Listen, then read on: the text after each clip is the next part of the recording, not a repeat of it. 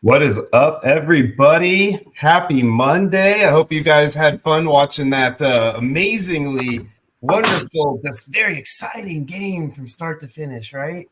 It was a little bit of a letdown, I can't lie, after what we had on Sunday, but it was still good to watch football. Any day with football is a good day, right? So welcome in, everybody. My name is Sean, aka Sklem. I am here with you guys today on the Fantasy Chopping Block. We are a guillotine episode podcast, basically centered around guillotine leagues and the couple leagues that we like to cover and talk about in our Ballsville group. I'm joined today by a couple good buddies of ours, a good friend of ours from up north, Zubakis. How you doing today, buddy?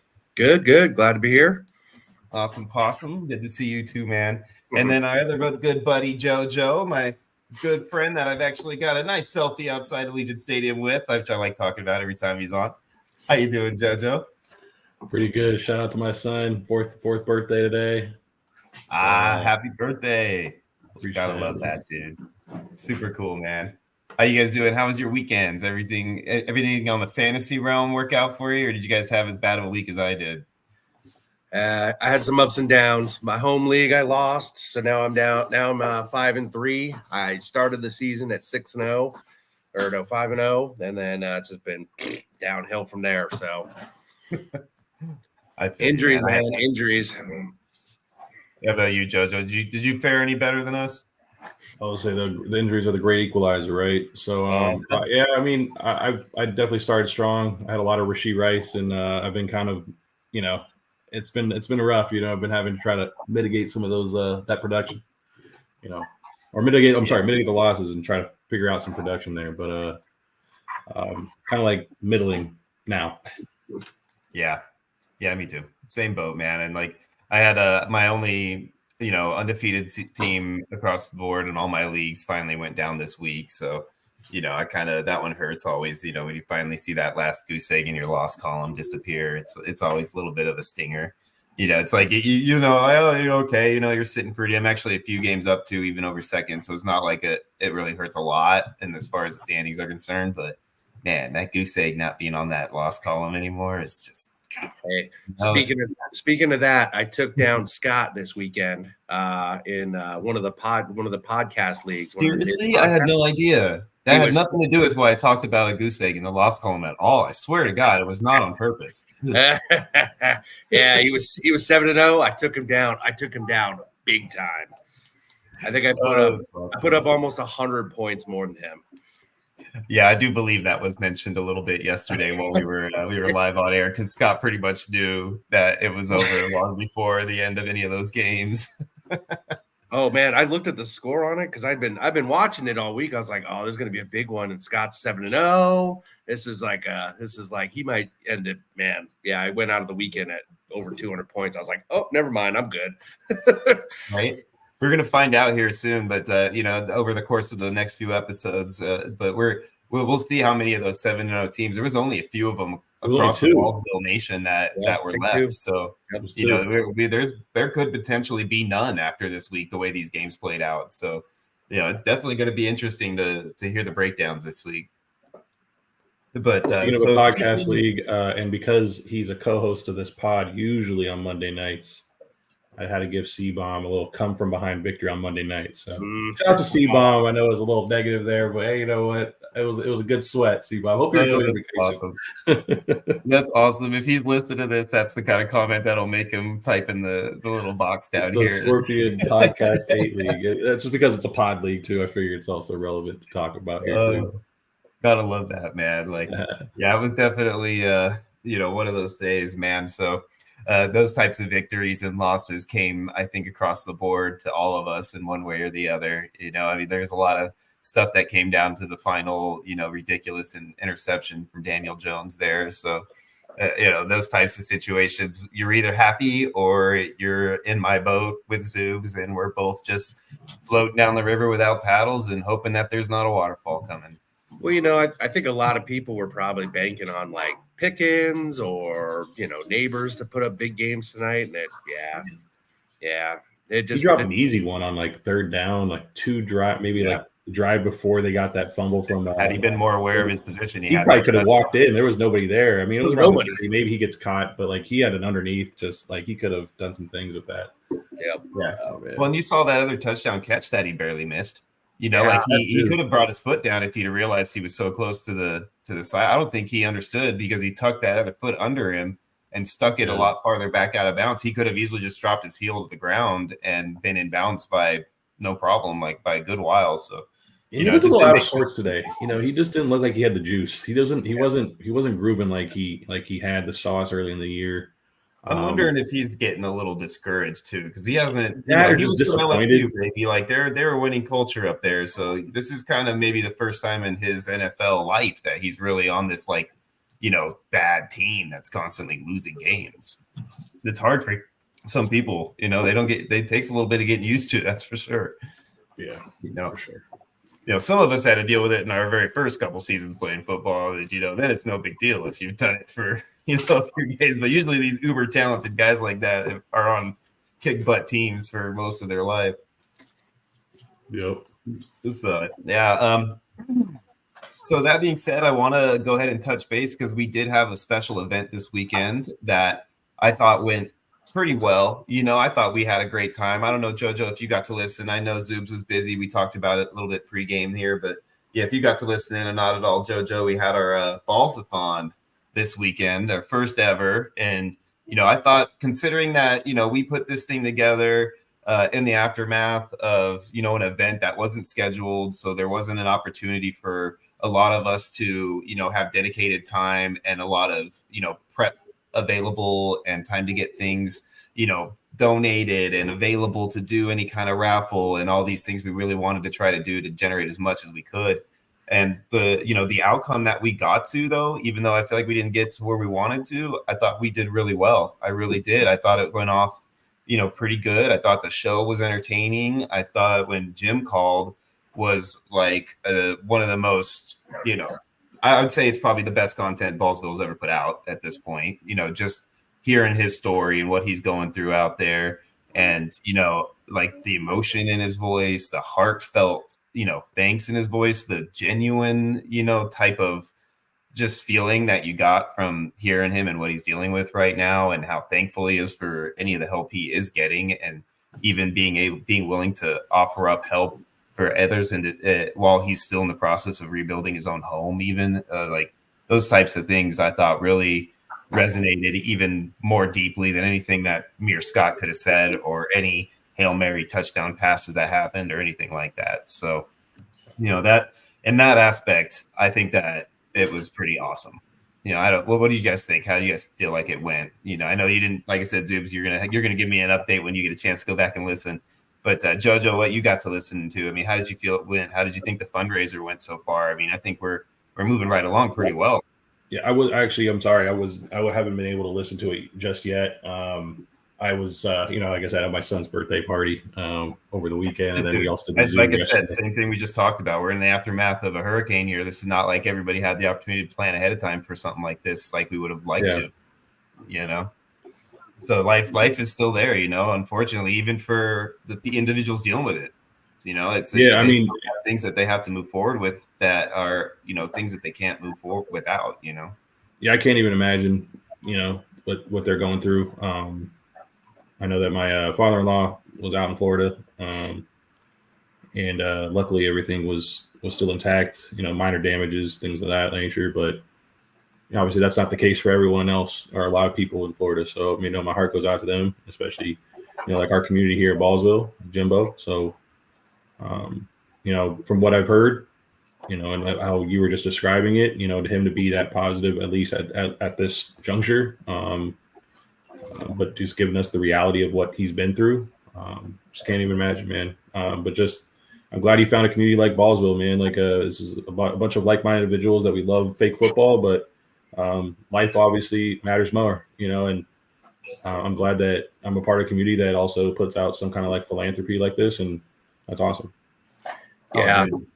Just seeing how everybody was coming together all this week to make it all work, you know, the things that were donated and all the behind the scenes stuff. Yeah, it was really amazing to just watch it all coalesce this week, you know. yeah, I mean, you guys did it in under a week, so that's amazing to me. So it's amazing the outpouring that we got, the support that was going on, and yeah, everybody just pitching in for it. So yeah, I mean, shout out to Alex and Scott too, man, because they put in a lot of time and effort. You know, Alex, even though he wasn't on air with me all day yesterday like Scott was, you know, he put in just as much, if not more, time on the back end, you know, in the prep aspect and helping set up the raffle and getting, you know, prizes donated and updated onto the website so everybody could see what was being bid on and, you know, all that kind of stuff. So, you know, those two guys really, I mean, they dedicated just as much, if not more time than anybody else on this project, including myself. So, you know, they definitely deserve a kudos on their end also for what they did. Yeah, for sure. You know, and, you know, speaking of the fundraiser, so you guys know we keep talking about this fundraiser. Why don't we go ahead and pull up the fundraiser and see where we're at so far, huh, guys? Because this is going to go on through Tuesday here before the raffle. So you guys still have the opportunity to get in, which we will talk about here in just a second. But let's go see where we're at here. You know, if I had my producer with me, she'd throw a drum roll up for me. But since I don't have Sarah on Mondays, I don't have the opportunity to do that for you guys. I'm sorry, but I am going to pop it up on screen and just put it in your head, little drum roll. Boo, boo, boo, boo, boo. There we go. Da, da, da, da. We're looking at $906 so far. We are so close to that next tier, that $1,000 mark. That is so awesome. You guys give yourselves a round of applause to everybody who has donated so far.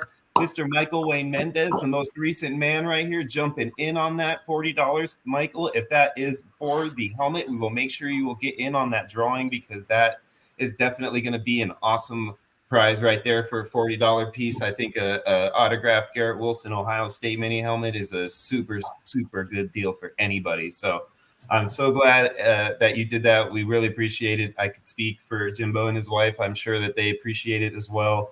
You know, and this is definitely helping us get to our goal. And thank you so much, my friend. $906 is just this shy of what we want to do before Tuesday, ladies and gentlemen. If you can help out at all, please do what you can because we have another, I'd say, close to 16 hours or so before Tuesday's episode. And if we can be at that $1,000 mark by Tuesday's episode, that would just be like God sent. It would be so awesome to be able to open Tuesday's episode and talk about this with a 4-digit. I say that again, a 4-digit raised amount of money for this man and what he's going through right now. That would really, really, really turn a long day and a long, hard day of work for what he's going to be doing all day tomorrow. I'm sure to see that 4 digits on there is going to mean a lot for him. So, you know, that could give him what he needs to wake up tomorrow and start again. So please, guys, can continue to donate if you can. You know, don't feel obligated, but please do if you can because it's definitely going to a good cause 100% towards this man and his, you know, needs right now. So thank you so much, guys, for getting us there. And let's keep going on that. Speaking of that, keep going. We have the raffles. I want to show you guys real quick as well what we're raffling off. Jojo, did you get a chance to see the raffle items yet? Yeah, I did, for sure. Oh, yeah. What about you, Zeus? You seen them yet? Oh, yeah, I saw a few. Awesome. Cool. This is going to be one of those things, guys. I think that people, as now that they're up on the screen, people are going to get more and more visibility on them and we'll get more donations because, you know, everything that's on here, we price to try to make it where it's good for you to win it because you're going to get some good value out of it. You know, this is a valuable piece compared to the price that you're paying for it. And it's also helping out our friend as much as we can too. So I see the helmet right behind you. Yes, sir. I actually do have it right there. So there you do a little bit of white. Don't believe it. It's literally been sitting here with me and it will stay here until it gets put into a box and taken down to the UPS store to whoever wins it. So that is going to be here. And then also next to me, I do have the 6-pack of cards. It looks like our boy Zubes is back here. Let me let him back in on the action. How you doing, my friend? These are the packs of cards that we will be doing the opening of. So these cards are going away too. And again, this deck does have the opportunity to pull a CJ Stroud rookie card that currently I was told at the store is we're going for somewhere between $2 and $3 grand. So if that happens tomorrow, that's going to be a really fun one to open and see live. And then if you ended up being the lucky winner of that pack, you're going to be even happier. So I'm super excited to do that. That's going to be a lot of fun. Yeah, so, along with that, we have a few other items, and we'll go through here and talk about that in a second because I want to go ahead and show you guys where you're going to get this information. Someone's mic echoing. It does sound like there's a little bit of an echo. I'm not sure. It doesn't sound like it's horribly bad on my end, but if you're dealing with that, it looks like maybe it's taken care of. I cannot 100% tell, but I'll continue on through here, and you guys can work on those technological difficulties. Okay. So this is our homepage here, guys. You go to the ballsvillegame.com, and if you click on I'm going to pull that. I'm going to show you guys exactly where it's at because it sits literally right here. So as soon as you get to the homepage, it's going to be right there for you guys to click on. It'll take you right to our community page. It has all the information about our items that we're doing this raffle for, okay? If you continue to scroll on down, there's a whole breakdown on how it works. The basic gist of this here is that every item has a set price. If you donate that price, you will be put into that raffle. So, that's a pretty basic breakdown of it, but there's a lot more of the fine print. If you read through this right here, kind of tells you, exactly how you need to do that, which I'm going to kind of cover a bit here for you guys as well, just so you guys have a basic idea. Along with that, we also have the link for our other aspects of this, which is the live show and some other things that are also available in that live show. I'm going to tell you guys in a minute. There's some really awesome parts to go check out. This is the helmet that we guys just saw live.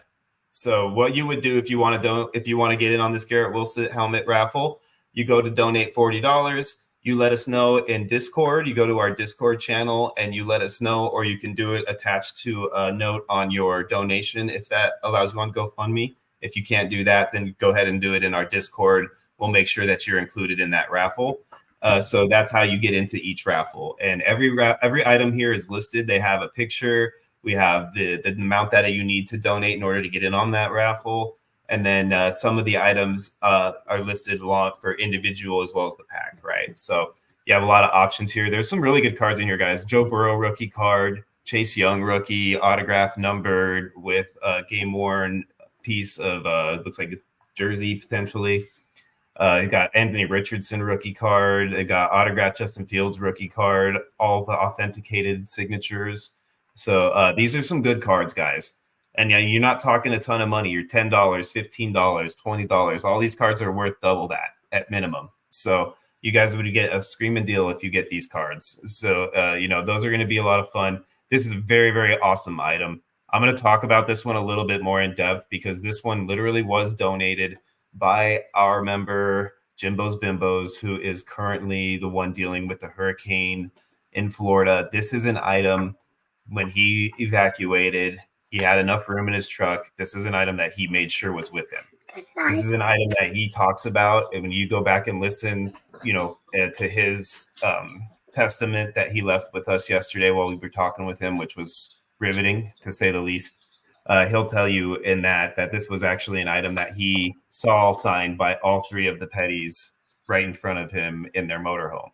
So this is a really, really personal item to him, and it's a very, very valuable item. If you know anything about NASCAR, the Petty family is royalty. So, definitely, if you're interested in this item, it is worth the money to put the bid in on it. And this item will be raffled off as well. And again, donated directly from the individual who's going to receive these funds to help rebuild his home.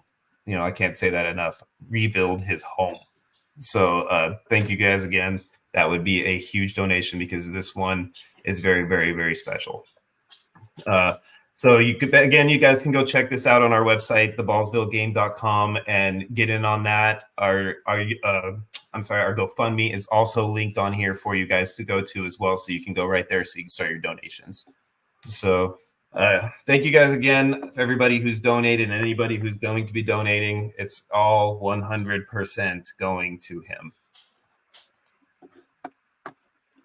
So that being said, that's awesome.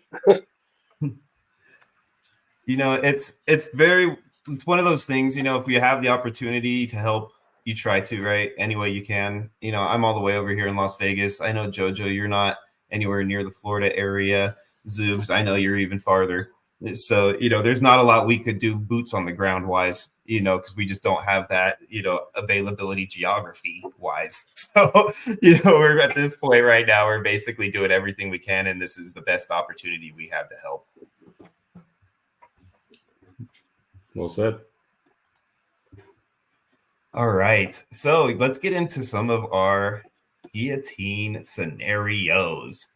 So we have a very special show with you guys today, and I usually don't go ahead and, you know, spill the beans early about the outcome of these leagues because, you know, I like to do the surprise kind of like, oh, who was it this week? You know, because it, you know, it's fun. You know, you like doing that. But because of the special situation that we're in today, I felt like it would be better to just go ahead and talk about 2 of the 3 league eliminations that we have already had, because you are staring at them. Myself and Zubikis are both members of the Elimination Club this week. So 2 out of 3 are staring you in the face right now. That was just last week, so I'm not that far. Hiding tears, holding back sniffles, and you know, doing everything we can to save face, because right now we are walking away like, you know, the 0-16 Detroit Lions. You know, sorry, Zoobs, I don't mean to kick you while you're down, but it's all right. That's all right. That's what it feels like right now when we're eliminated, doesn't it? Mm-hmm. Yep. That gut feeling where you're just like, what could I have done different? Nothing. Exactly. Yeah, exactly. I mean, even though there was a few different things I could have done differently that would have for sure played out, but I don't think would have been things anybody would have realistically done unless they were, you know, on some sort of illegal substance at the time. Oh man. So we'll get into the specifics of which leagues those are here when the time comes. I just wanted to make sure we kind of started out with that little caveat for you guys, so you know pretty much who you're talking to when the time comes is going to be a little difficult for us. And, you know, I might need to pull a little bit of tissue or something over here just to make it through that league for me, because that one's dab the eyes a little, dab the eyes, you know. That one's gonna hurt a lot. And I'm telling you, it's not me trying to go for an Oscar moment or anything. All right, this is gonna be real tears if they come. They're gonna be legit. So, but before we jump into those leagues, I'm super excited to talk about this right now, guys. The triathlon is jumping into the guillotine mix. It got tired of sitting on the sidelines over there, all these guillotine leagues, having fun, watching 18 heads in a duffel bag, playing catch with Sleepy Hollow over there, pointing and laughing because they can't play. They are tired of that. They are sticking their hat in the ring. They are getting in the game. They are not letting this go by any longer without their presence. Yeah, I am so damn excited about this, guys. Where are you at, Joe? I think I'm getting axed to triathlon. Oh man, did we have a tripled axe? I got outscored. We were all 311, dude. It's bad. Wow. Oh my! Can you believe this, ladies and gentlemen? Can you believe this? Not 1, not 2, but 3 hosts of a 3-host podcast are being eliminated in a guillotine pod. That is almost unheard of. Back-to-back week for me too, because I lost in Braveheart last week. Hey, we're a wheel of loss that just keeps on rolling week to week, you know. I guess my only remaining team is next, right? Well, actually, no, I have a team now I'm losing one, but I'm adding one in the triathlon league because I do think I survived. So there was about 5 of us in this league, which we're going to talk about in a second, that were on the chopping block going into this week. So it was definitely a real, like, you know, clincher, let's put it that way. You'd be surprised at how many weeks I've lost from going against people who either didn't set their lineup or played an out guy or someone who got hurt so early in the game, and I still lost. It's amazing. It's just amazing. It's an amazing season so far. I know, right? It's been like that. This has been one of the most like it's just like, I don't know how to say it other than maybe like snake bit seasons I've seen in a long time, where it's just like all the kooky stuff that is, you know what I mean? So it just seems weird like that this year. And I don't think we're done. I think there's more coming. No. The more you know, the less you know. Or the Yeah. more you think you know, I'm sorry. The more you think you know, the less you know. So let me before we talk about the league and who was eliminated, or before we talk about who's eliminated in the league, let's talk about the league, because I want to break down exactly what this league is, because it's different than the standard guillotine leagues we've been talking about. This is our brainchild, our Ballsville baby. You know, I'd say toddler at this point, right? Maybe we're at toddler status, you know, because we definitely made it through some terrible twos over the last few weeks, our teams included, right, JoJo? So, you know, that's definitely what it felt like in the first 8 weeks. But I feel like now I'm hoping that we're getting into that toddler stage where maybe we start teaching them T-ball. So, but that is the triathlon game. It is our baby, our brainchild that is going to be continuing to grow right beneath our eyes. Or, you know, it's just so cool. But what it is it's a 3-tier game. It's one league, 3 types of fantasy in one league. All right. You start with redraft for the first 7 weeks of the season. At the end of the 7 weeks of the season, going into week 8, like we are now, is you drop the bottom 2 teams out of the cycle. The players off those 2 teams jump into the player pool, and it now enters guillotine phase. So you are now playing a guillotine league for the next week 8 through week 14. After week 14, it's going to jump to a best ball playoff. So that's where you get your 3 tiers set up. Basically, look at it like a marathon. That's your 3 legs. So it's really exciting, because you really have to change up how you approach your redraft spending, as far as your trying to use your fob up, because you're going to need it for guillotine times, but you still have to make it to guillotine times. And then you got to deal with best ball, so you want to have the right roster to play that when the playoffs come, because that's where crunch time really matters and the money starts making. So it's one of those things that if it works out the way that we thought it would, you know, and when I say we, I'm talking about myself and Alex and Scott, you know, picture us like 3 men and a baby, you know, that this is our baby. And we're the 3 guys just been basically like raising this thing. So this is pretty much, our brainchild that we see and the growth that we're seeing. And we're hoping it plays out the way it will. So far, so good, right? I think it's been a lot of fun up to this point. And we've got a lot of good feedback. And I think we're going to be able to really make some adjustments for 2025 that's going to blow this thing up. You know, it's going to go from adolescent to full-on teenager, driving down the street like the Mayhem Man does, and, you know, going everywhere and anywhere. So that's what we're hoping anyway. I was looking forward to it, man. But you know, and are both of you guys are in on this, right? Yep. At least were. I was looking forward to it. And I'm actually doing pretty good in it. I'm sitting at 11-3. I just lost, but I think I made the league median. So I think I'm going to go to 12-4. So I'm in the top 3 or 4, I think. Awesome. Well, let's find out, shall we? Because we're going to pull this one up on the screen here, guys, and let's go ahead and go through this. So we're going to start with Triathlon League for today, guys, and then we're going to roll on through the others. This is our standings as of right now. This is, like we said, this has been redraft, right? So up to this point, the standings have definitely been important. But now standings aren't going to mean crap. We're rolling into guillotine. As long as you're staying up at the top and points for the next 7 weeks, you're not going to get eliminated. So, you know, these standings were definitely helpful to move up to this point, but they haven't been there yet. We're going to find a way to incorporate some more fun in that part of it too when we move into 2025. That's one of our little tweaks that we want to find for next year. But that more on that story later. So as of right now, though, these are the teams that are for sure in the next round, right? Because we're eliminate the bottom 2. There are 20 teams in the bracket.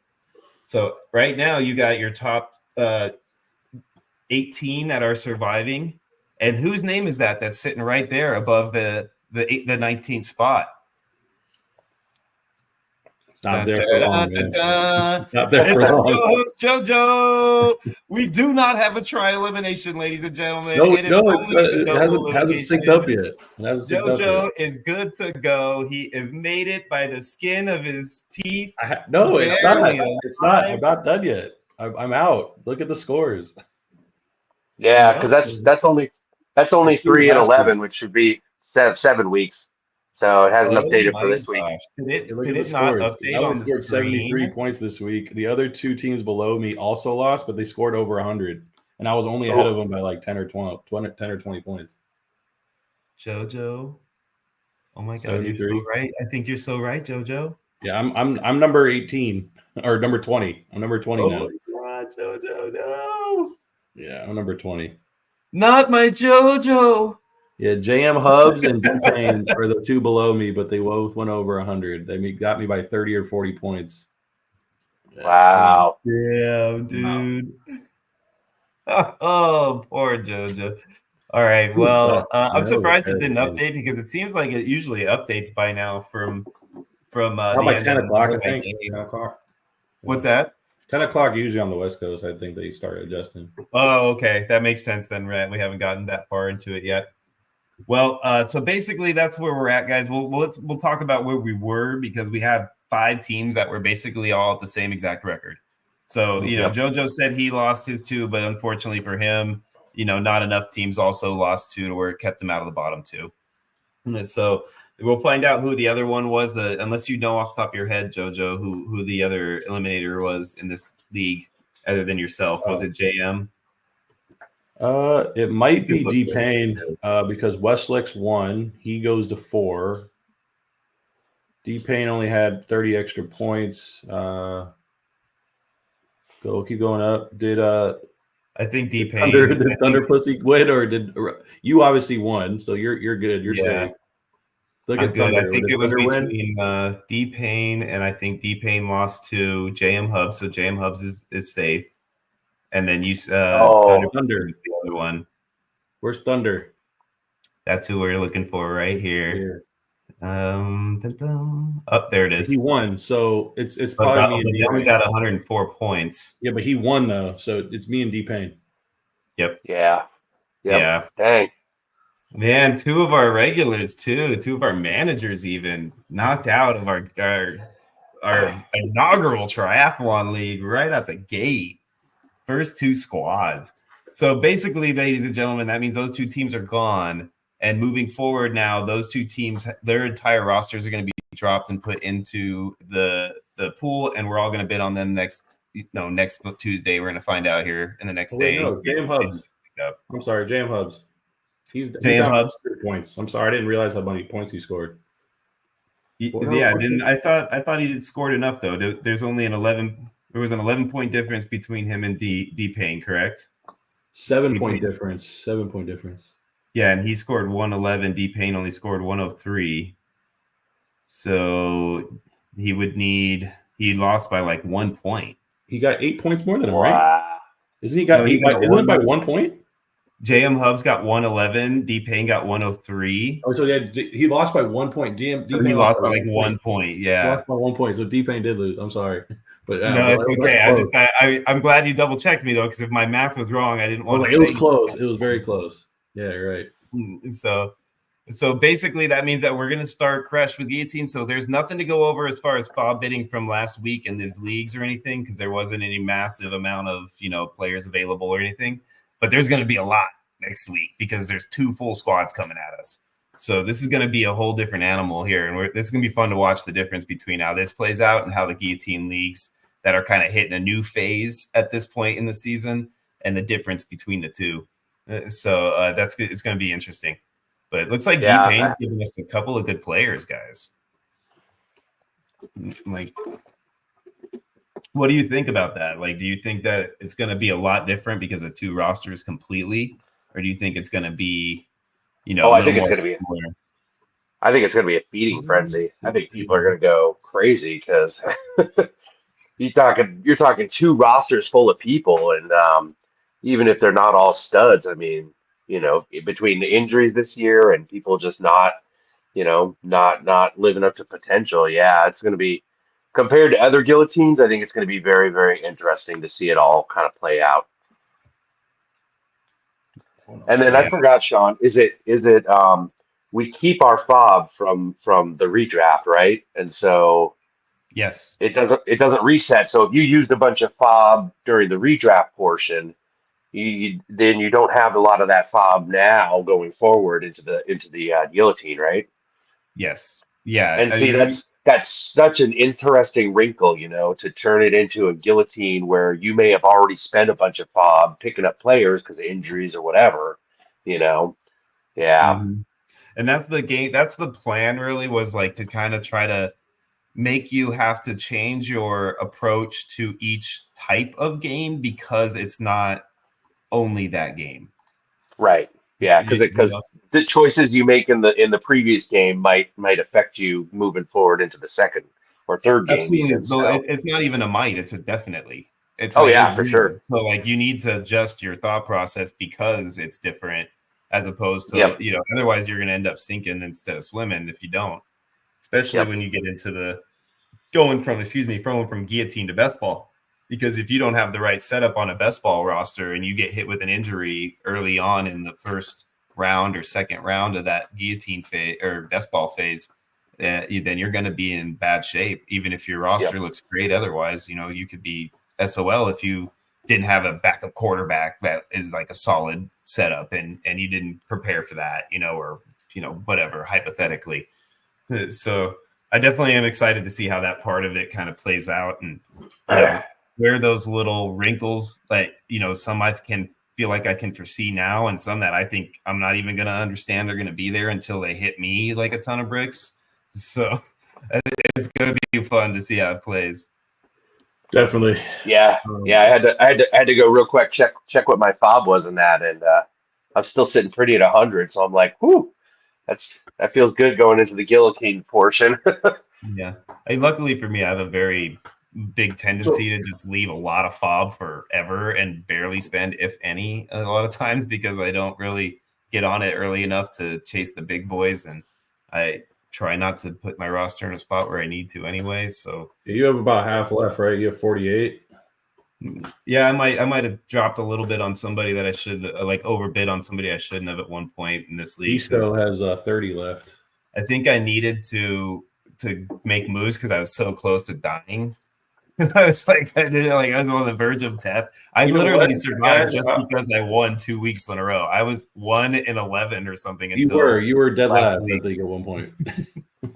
And Well, most of the I points. hate desktop version because this whole time I was reading off points against. I actually survived. Uh, I actually survived.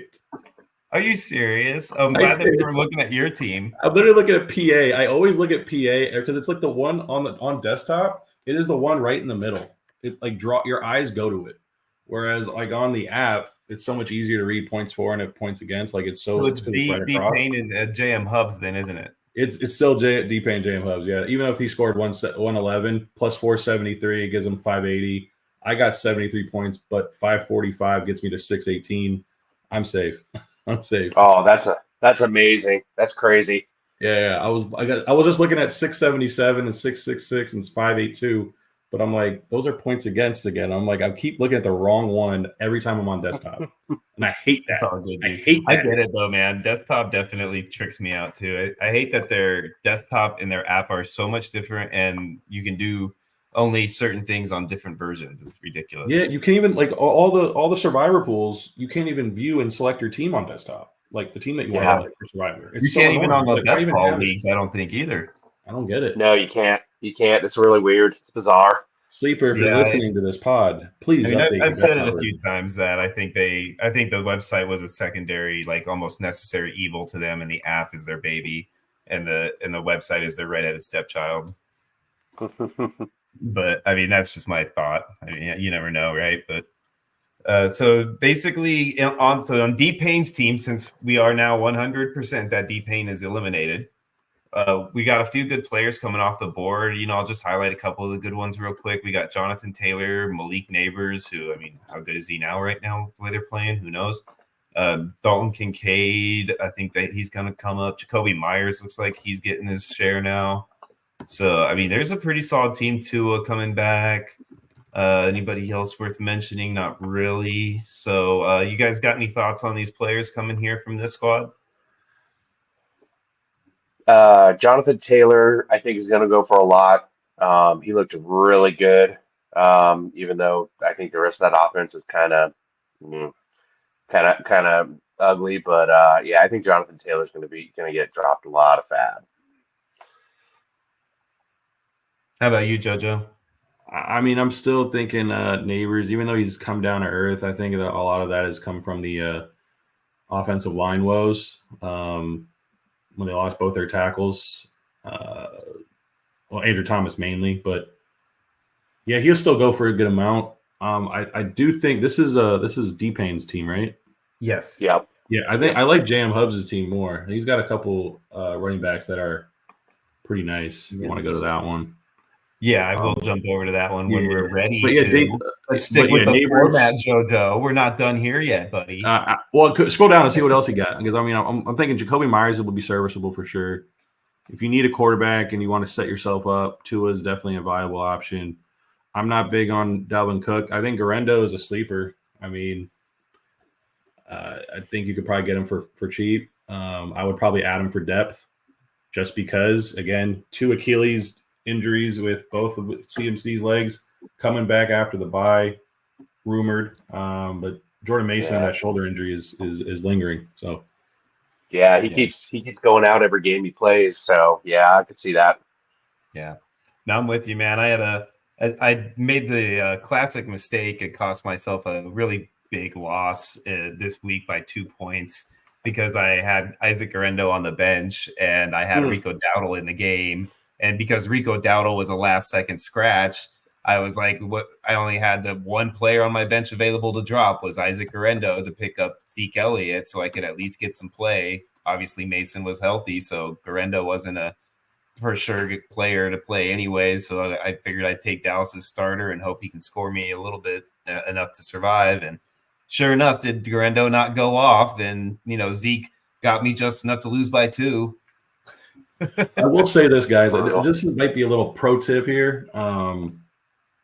If you're going against someone who's coming back on you in a matchup, play them in the captain spot on these island games and hedge your bets a little bit because it's like, okay, like for instance, I'll give you an example. Going against Najee Harris in some of these matchups that I had going into tonight, I'll captain Najee in these showdowns on DK or on FanDuel. That way, if he goes off, you might win some ducats on that end. Even if you lose, okay. Or usually the fantasy guys don't want to let you win a lot of dough. So then he has a bad game and you still win your matchup in season long. It happens a lot for me. Like I usually hedge my bets that way. Oh, that's funny. Well, there you go, guys. Pro tip from our DFS pro, JoJo. You go out there and hedge your bets with your DFS bets and you'll always win somewhere. That's perfect. Awesome. All right, let's go look at JM Hubbs' team real quick since JoJo's chomping at the bit to check this one out. What do we got here? Come on, computer, keep up. We got a podcast to do. All right. So he's got some solid players, man. Matthew Stafford, Jahmyr Gibbs, Najee Harris, Jalen Waddle, Keenan Allen, and Isaiah Likely were his and Puka Nacua were his starters for this week. And his bench, he has Andy Dalton, Dante Foreman, Cam Akers, Trey Tucker, Raven McLeod, and Darius Slayton. A couple of guys that, maybe you could have for depth potentially, but I wouldn't, drop anybody major for other than his starters. His starting lineup is pretty solid with the exception of Likely. Is there who do you think out of this group, JoJo, would be the one that's going to probably garner the most cash?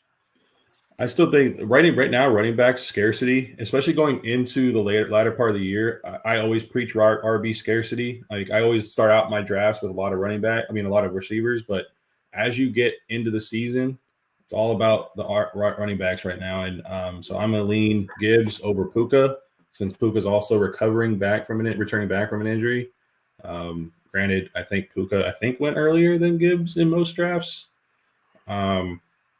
Probably a little bit premature, but did you only say that because Zoobs is on the podcast right now? Is that a little slight, like underhanded shot at Zoobs over here because he drafted? Gibbs is going to go for more money, right, Zoobs? Oh, Gibbs is definitely going to go for more money. Yeah. I mean, I don't think it's close. I mean, Gibbs he's on arguably the better offense. He looks good. Like you said, with the running back scarcity and the injuries to the position, yeah, he's definitely.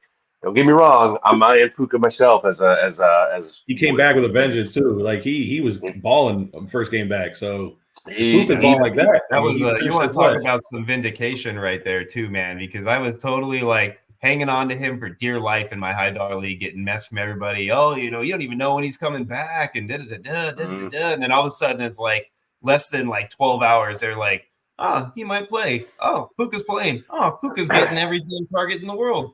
It's like it was great, man. I think the sneaky pickup on this team though is probably Stafford, because as long as those two, like if you just want to stash him, because as long as Puka and Cup are going to stay healthy, I mean he's going to put up points like that consistently. So yeah, he's the one who I don't think a lot of people are going to go for, but if you can just get him for just a small amount of your fob and just Don't play tell him me you're on the either. fob train. It's fab. No, I like That'd Bob be good. too. I'm always going to stick with Bob. Fab. If there's 2 A's, it's Bob. You take away 1 A, and I'll call it Fab. Yeah, it's Sob. It's like fob, How about you know, Fabe? with the 2 A's. It's How the about we call it long. draw called Fabe? Just go long A's. Not fob, not fab. Fabe. Oh, that's funny. So yeah, this is the other interesting factor in this, guys, is that you have 18 teams that are doing this now, and we're already in week 8, as opposed to how you start out in a normal guillotine league. You'd be already losing 8 teams by going into this week. 7 teams going into this week. So it's definitely going to have a different aspect in that. Plus, everybody started and potentially now has less money than the first 5-6 weeks of guillotine across the board. So the prices, I definitely think, are going to be a lot lower. I think they'll be more bunched than they were. Yeah. They won't be as spread out. You'll get a lot more single digit victories on bids, as opposed to what we've been seeing so far in the other leagues. But I'm excited to see how it plays out. We also got buys coming back because this was a weird week where no buys were, no team had on a buy, but we go right back to bye weeks next week. Obviously, a big one in San Francisco. I think the other one is Pittsburgh. I don't know if there's more than 2 teams. Is there more than 2 teams, or just those 2? I think it's just those 2. I know Pittsburgh for sure, and so. Okay. I mean, how pissed off would you be, dude, if there's no teams on a bye this whole week and you had a week 4 bye or week 5 bye, whatever the earliest one was? I can't remember off the top of my head right now. Week 5. Yeah. Could you imagine, like, how I'd be irritated as hell, man? Give me a week 5 bye and then you give nobody a bye week in this week. Just move all of us on week 5 to this week. What the hell is the point of that? Like, that's so dumb. Yeah, I got some. I got some catching up to do. It's kind of one of those things where you have to like also know where your team is at. You can look at your matchup, because obviously if you win your matchup, there's a good chance that you're okay, right? Because it's a guillotine spot. And I mean, can you correct me though? Is there 2 teams per week that get eliminated from here on out? From that league, yes. From the triathlon league, there is 2 teams that are going to be eliminated. Yeah, Up to week 15 or 14. I'm sorry? Up to week 15, right? I believe it's 14. 14, okay. Yeah, I think week 15 starts the playoff week. So it's how you want to say it. Okay, so yeah, week 15 is basically the start of the best ball playoff sort of situation. And there you go. Okay. Yeah, exactly. So I'm really, really stoked, man. But it's gonna be a lot of fun. I'm glad I'm a part of it for this new format that I'm in, at least in the second phase. So I'll count my blessings right now. That was the one thing I was saying too, man. I was like, I don't even want to be like eliminated, or like if I get eliminated next week, I'm okay. I get 1 weekend at least to test the waters. But like, if I get eliminated right out the gate, I don't even get to try the second phase or third phase. I'm just so upset. After all the work we put in on this, I don't want to be eliminated yet. They're telling me there's a chance, man. That's what you gotta be hoping. Oh, we got a couple of our regulars, Cheeky Hobson and Grinder Omega, sitting in there talking to us. How you guys doing today? Oh, yeah, still here with us. I know you posted that earlier. I meant to mention that, and I just got going talking all this exciting triathlon talk. But welcome. Good to see you, Cheeky. So let's roll into our first league over here for our regular guillotine leagues. So this is where it's going to start getting fun, guys. as you notice, when we go through, we're going to start with the dollar amounts from last week's bids, and they are significantly lower for the top guys than we've seen before. So we're starting to get to that crunch time where people are running out of dough and they don't have the money to throw a lot more than this item, and it's just going to be consistently lowering weekly as we roll through here. So it's going to be a lot of really strategic bidding going forward. So let's look at our first guy. Our first guy off the board, most expensive player this league, was $43 for Tyreek Hill. Went to our good buddy Trevor, our buddy Tortoise out there, taking Tyreek Hill off the board at $43. What do you guys think of that bid? If I'm seeing it correctly, he has $13 remaining because you can kind of see it in grayed out below. So he only had about 56. I think that's a steal, in all honesty. I mean, Tua's back. That should probably be a lot more. That's one thing I also noticed, Sean, is that no one has really gone even to the levels I went to just about 2 weeks ago of really going high. So that's something I'm trying to pocket for future reference of Guillotine and Ballsville, at least, that I think a lot of people are a little gun shy when it comes to shelling out dough, but it's probably smarter. I mean, because even if you miss out on the guy you wanted, there's a good chance that person also can get eliminated. And if you had the restraint, there's a good chance you can pick him up for even cheaper. And this is just a testament to that. Yeah. No, it's 100% right, man. And I do think he's going to start trending in the right direction now that they got a full offense. I also think that because their defense is playing as poorly as they have been, if that continues, then they're going to also have to be in like a shootout scenario a lot of times too. So Miami's going to be forced to pass the ball a lot more and try to keep up with these teams. So, it's going to be one of those scenarios, almost a perfect storm kind of setup. If you can get them like this week, I think you're kicking butt. If Tua stays upright, that's like you said, that's a steal. Yeah, 100%, man, 100%. So he only overbid Scott by $6 too, so that was definitely the right amount to get him if you wanted him. But Scott fired right back. He got himself. He did. He actually, if you could tell, he basically bid the same amount for both Cooper and Tyreek. So he's like, I'm trying to get one of them. Yep. So there was 10 people that bid on him. He only outbid the next guy closest was Connor at $30. So he definitely, got him at the right price. And obviously we see his plan. He wanted one of the two and he got one. So worked out for him. DeAndre Swift for $36. It sounds like a slight overbid based on what we just saw the other guys go for, but he's coming on strong. And I think moving forward, he might be a solid play. It's hard to not feel that way at this point with everything playing out over the last 3-4 weeks the way it has. It's just I thought it was a flash in the pan, but he's done it for 4 weeks straight now. I mean, where are you at with that, JoJo? You think DeAndre is somebody to keep on your starting lineup and be consistent with him in a flex role and be okay with that? Or do you think he's still more matchup based? I mean, he's the last couple of defenses he's gone against, actually the last 4 where he kind of really started his run, Rams, Carolina, Jacksonville, Washington, are not any defenses you can really write home about. But he's getting the volume that he's never really gotten in Detroit. And I think Zoobs can probably attest to this because he's been a Detroit fan. Obviously he was with Philly last year, so minus 1 year. But did you ever see DeAndre Swift getting 16 carries, 21 carries, 17 carries, 18 carries? He never got that kind of work. So that is something to write home about. And granted, yes, it is against, I would say, probably bottom half to even bottom tier defenses overall. But you can't knock it, man. You play who you're across against, right? He's playing and he's dominating the competition he's going against. So definitely viable. But if you go to the next bid where you got Devon Achane, I love that price at $19. It was just like Tyreek getting it for cheap, and that's a steal. Yeah, I was definitely pleasantly surprised that he went for only $19. Especially when I saw the rest of the bids going where they were at, and like you said, just exactly that, DeAndre Swift going that much higher.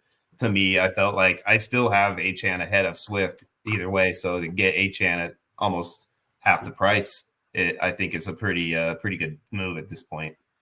Yeah, if those two prices were switched, I wouldn't even bat an eye. You know what I'm saying? Exactly.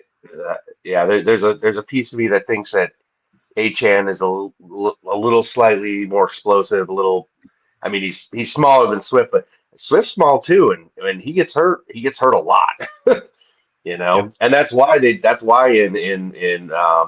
Detroit they never gave him the volume like that because his body couldn't handle it. He was just always getting hurt. So I think they're both a little volatile, but yeah, for the price you got HN, that's just mind blowing.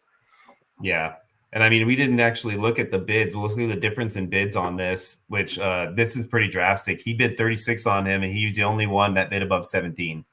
So, you could see where I was at with Swift. I had him $2 under HN on my bid, so it was obvious who I would have taken if I had a choice between them. I wanted the HN over Swift based on my bidding. Yeah. So it's definitely shocked that he went as high as he did, but sometimes you got to make a move in these leagues if you really need a position. And, we'll see. I wonder if he got Swift and maybe he made a bid here on HN as well and couldn't get him. Doesn't look like it. He wanted Swift, and Swift was his guy. So maybe he's a Chicago guy. Maybe he's a fan. Yeah. I was a little surprised knowing Trevor that he didn't bid more than $7 on HN there. He wanted McCaffrey, and that's who we got.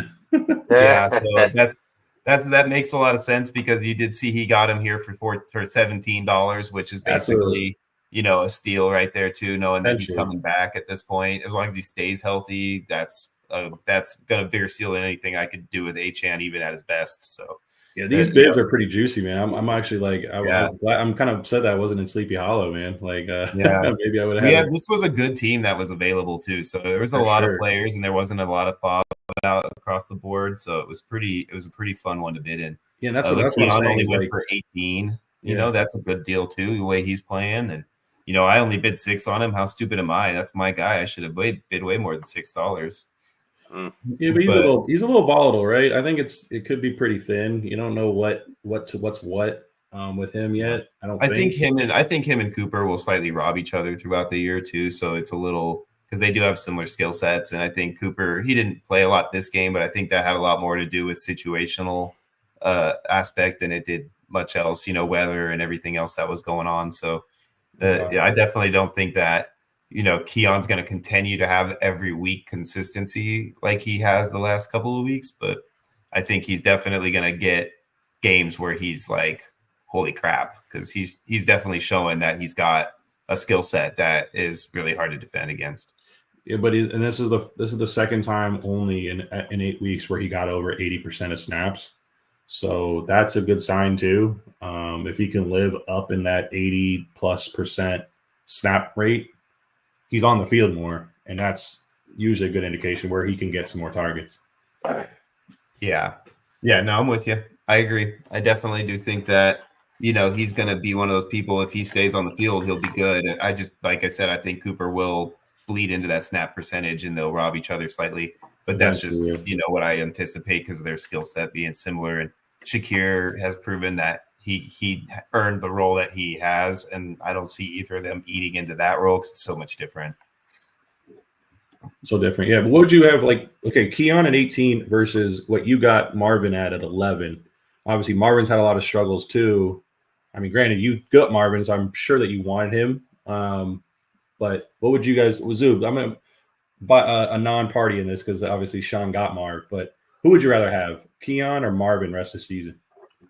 Yeah, I am a little worried about Keon, and just because of the Cooper factor, because I mean Cooper's still getting up to speed, so we don't even know what we don't know what he might fully be in that offense just yet. And if he does kind of come out as the alpha, I mean, yeah, it's a little scary with Keon. I think I would have leaned Marvin. I think that's and especially for the price. I mean, it's not a huge difference. It's only $7, but $7 could be the difference between that badass player and the last week before playoffs, though. So a lot. Yeah, it really could in a guillotine league, especially one that's starting to run so thin at waiver claim like this one. Yeah. Now I want to say Arizona's got a late bye. I think they've got the week 11 bye. Yeah. So what if he's that? What if there's always that rookie blast off after the bye, they say. So what if right for the championship the last couple weeks Marvin Harrison just takes off to the moon? So there is definitely that chance. I mean, I've got faith in Marvin, and And I'm with you, Zoobs. Like, I would take Marvin over Keon in redraft right now, just as like a straight up trade. I would take Marvin over Keon. And then for the price, you add that like caveat into this, equation that we're talking about. Definitely Marvin. Yeah. So that's I'm with you guys on that. And then even you go even one step further and look at the next guy, Jalen McMillan went off the board at only $1 less than Marvin.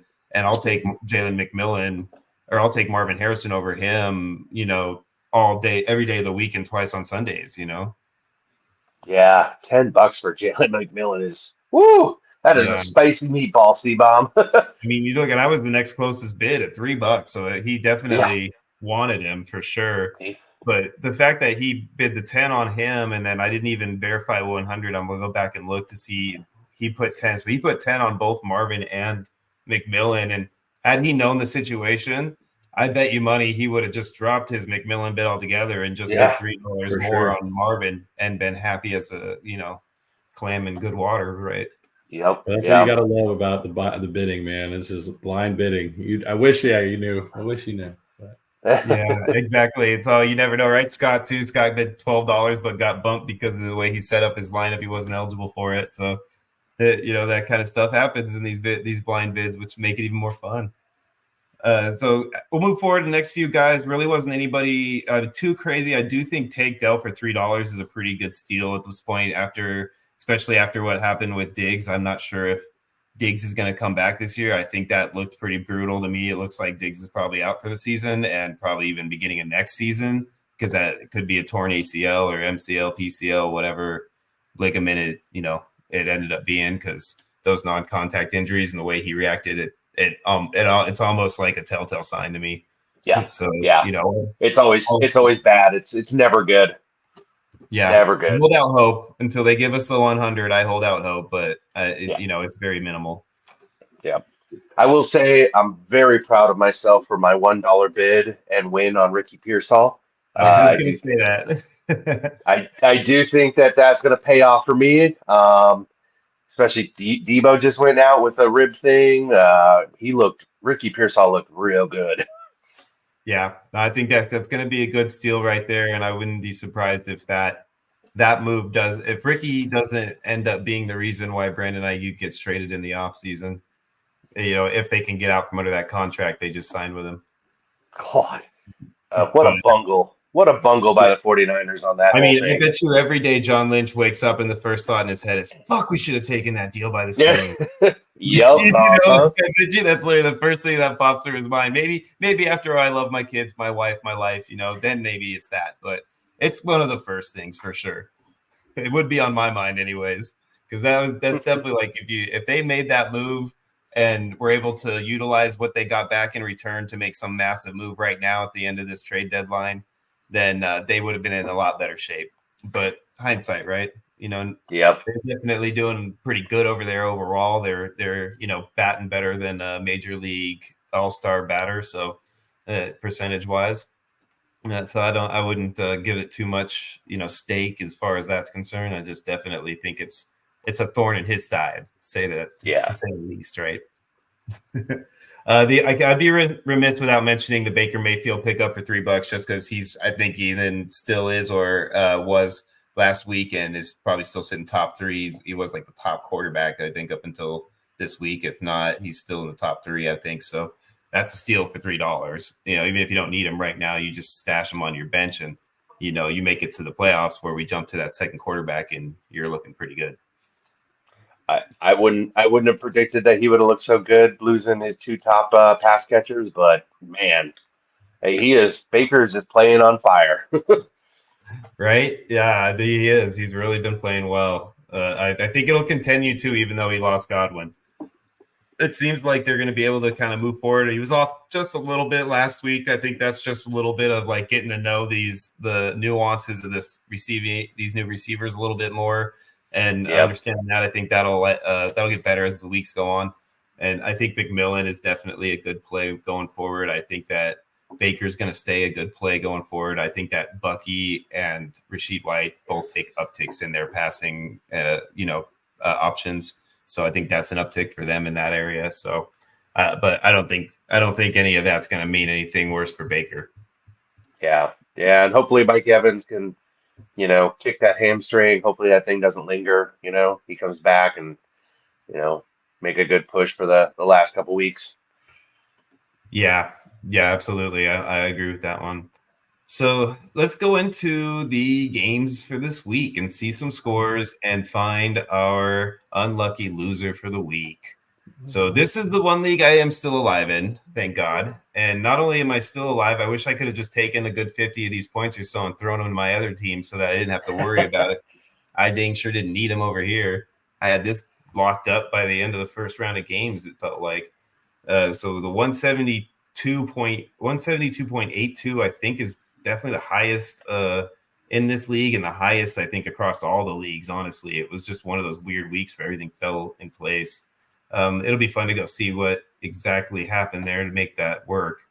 We had Josh scored great, Kyron, Achan, JSN was the only one that didn't exceed his expectation, and he had that rare occurrence of no red, no green, just nice and gray, which is super odd. And when that happens, it's always weird to see.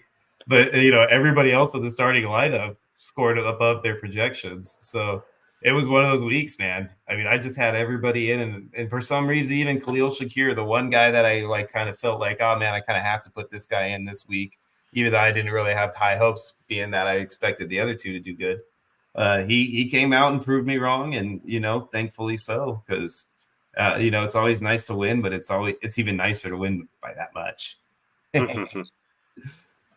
Quick interjection. Thank God I got this team left, because man, without this team, I would be extremely butthurt with what I got to go through on all these guillotine leagues for the rest of the season. I had a feeling that you would have had a great scoring week because of how Achan and Harrison produced, and I'm like, not to mention whatever you had, on the roster already. So that is a great output. But interjection on triathlon. I know we went past it, but standings just updated, so around 9:30, 9:40. I am actually eliminated because of league median. Oh no! The real reason why I interjected, not because of that, I'm not putting the thing on me. It's actually I got the notification when I go to my team that the trade deadline is this week. So are you guys keeping the trade deadline this early into the triathlon game? I think that the reason that we did it was because we weren't 100 that we wanted trades in guillotine, so we didn't do it this season. I think that was the initial I'm trying to think back on the conversation we had, because there were so many of them, and when we actually discussed that portion of it, but that would be I think the outcome. I'm like 90% that was what we decided to do this go around. Doesn't mean that we won't look at that as an update for 2025's newly revamped version, but it's what I think we moved into this one so that we could kind of like make things a little streamlined, one less thing that could potentially create a bubble, issue or something that we don't know about right now, trying to create this. Great. So, we figured it's something we'll wait on and kind of figure out if we want to include next year after we see how it plays. No problem. Yeah, that was the real thing. Well, now I'm out. Well, no, the real thing is that you just sat there and had us go through with some poor guy out there is going to listen to the first part of this podcast, and he's going to think I forgot about league media. I'm going to come back into that league. He's going to delete the league altogether now. We're going to have to chase him down. No, sorry, JoJo was wrong. I was wrong like 3 times in the same thing. I went wrong. No, I was right originally. So who was it now? Before we move forward, who was it that did get eliminated, and wasn't eliminated and is now still in it? So JM Hubs survived because he got the league median. Okay, so JM Hubs bought him too. Please don't shoot the messenger, because I was given a false message. It's not my fault, buddy. You are still alive. Do not delete the league. Do not leave that team. You are still moving strong, and now you have a chance to make. I'll even put it out there. I said I'll put JoJo and D-Pain. You don't have to do. You don't have to go and throw yourself under the. Oh, I thought you were going to tell him that you said it wrong on the pod. No. Well, no, because that way he'll get the notification on the league chat of triathlon. So. Oh, that's funny, man. Yeah, dude, that'll be good. I'll go in there and pin it so everybody knows that who got eliminated right out the gate was two of our managers, and and one of them didn't want to believe it so much so that he even convinced us to eliminate a whole different team before the standings update. Hey, well, I had him in points 4. It just obviously didn't matter in that sense because he actually got league median. Okay, man. I hate league median. Wasn't that a topic last week? Right? League median is one that I think is awesome. I mean, everybody talks about Scott has a league where he does a double header thing because they like the idea of a league median like type of tiebreaker in a scenario where you do have a good week and just play a good team.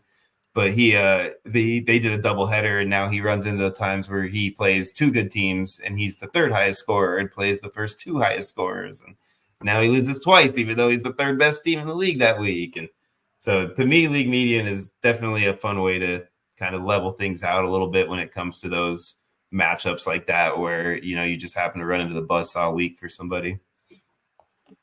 Crazy. But yeah, man, so that's the team that scored the best, which is, thank God, a good team that hopefully will keep me alive in the guillotines for a little while longer at least. But let's find out who was the most the eliminated team in this league here. It looks like every single team except for one scored over 100 points in this league. So, I mean, you're looking at a whole new ball game now, man. Every single team except for our buddy El Super Biesto. Unfortunately, I don't get to say that name anymore in this league because your team is gone. Legend of Super Biesto is no longer a legend. It is now a folktale, which will die off in time, just like his players will now move to my team or JoJo's or Zoob's, but not yours. Sorry, my friend. I always like to give you guys a nice little, farewell kind of. We should all have at least a drink in our hand just to toast to the person who's leaving. Give a eulogy, a nice friendly little goodbye. We do a little cheers and we take a little sip. And especially for a Super Biesto, I know he's a big at least I think he's a whiskey guy. So yeah, right. If I had some whiskey with me, I mean, I could get up and run over to grab a beer, but I don't want to leave you guys hanging. No, you're all good. Plus, I've drank so much over the last few days that I don't think I could handle another beer right now. Oh, no, this would just be a sip, man. This is not that about. Oh, that's funny. So let's look at his team then. Who are we going to get to have fun with bidding on this week?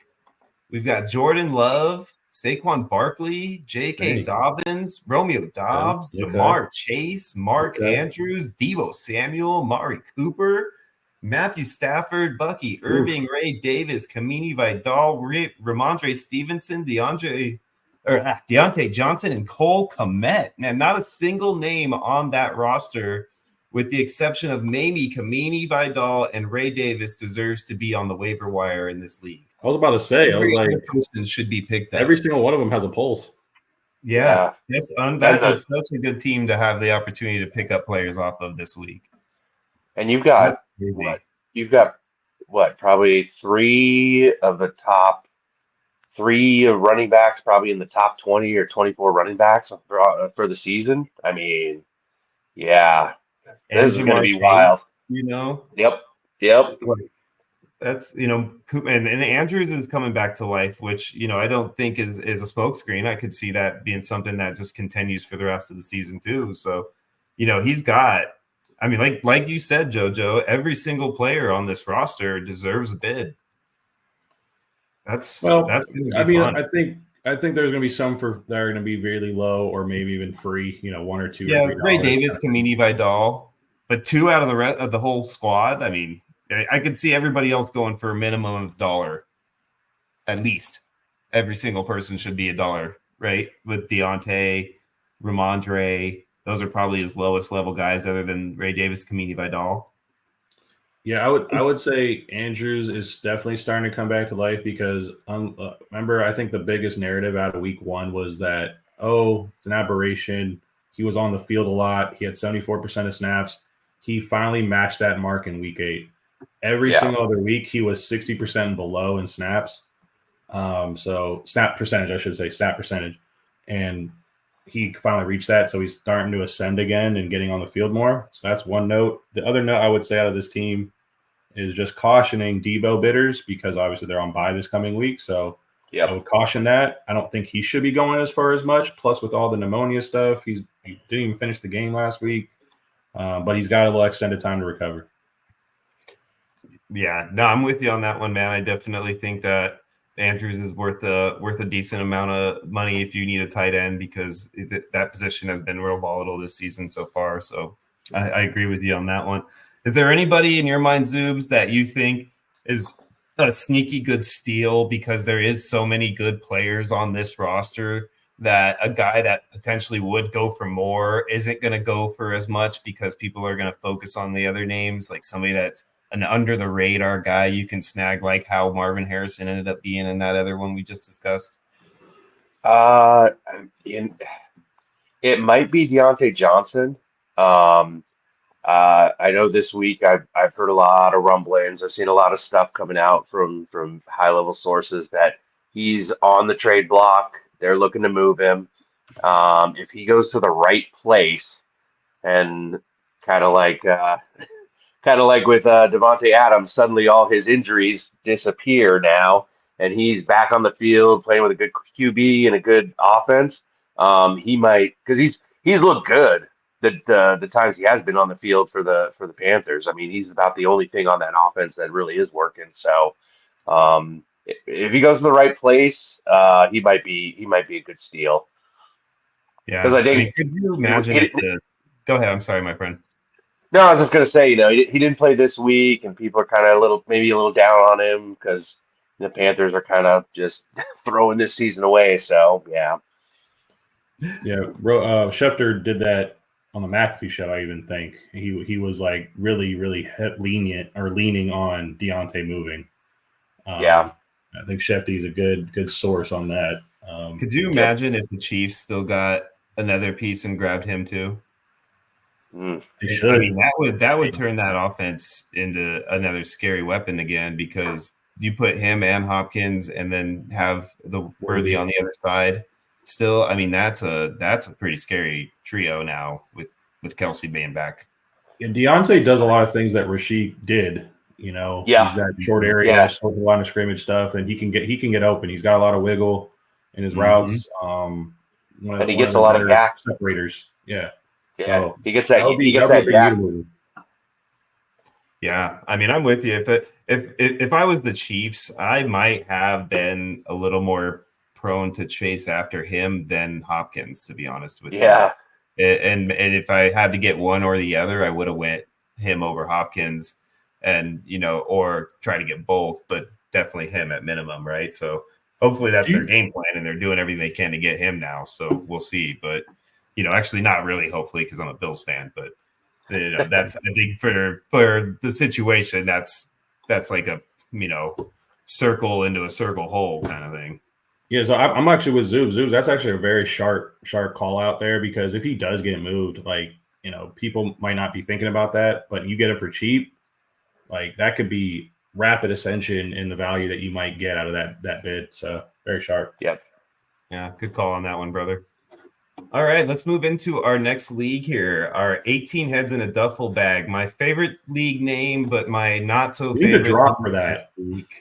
What's that? Spirit of give us a drop for some of these team names or these league names, I should say. I know, right? But eventually, I want to use my movie phone voice to go ahead and throw us one. Because I like to do a good movie phone. If you guys remember movie phone or not? Oh, movie phone. Right? You remember that? I don't. Oh, thank you for calling. Am I that young or what was this? What's that? Am I that young or what was this? Maybe, bro. Before there was the internet, there was this thing that you had to pick up an actual phone that had a cord on it. I did have that. Into the wall, I do with that. Right? I know phones actually had cords at some point, but you had to pick up a phone that had a little keypad with a bunch of buttons, actual buttons on it, and you press the buttons there to dial a number, and you actually called 222 film was the phone number. And it was a voice that was obviously electronic. It was just hello, and thank you for calling movie phone. If you know the name of the movie, okay, now. Okay. And it would go through this whole spiel, Wolverine and Deadpool playing at 3 p.m. I know. It was just You're like right. this whole little thing.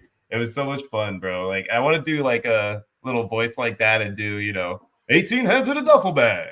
There you go. Like that. Definitely. Now that bringing back memories. Okay. Yeah, I love movie phone. Appreciate the It's so much reenactment fun. there. Yeah, anytime, man. Anytime you need a good movie phone voice, man, just give me a holler. I'll throw it out there.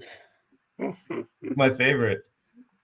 So, not like this league, though, since I am no longer in it, because you are talking to the eliminated man in this league. It is myself. That's right. Tommy's luggage is now caught at the airport, opened up, found the heads. He is arrested. He is in jail for life.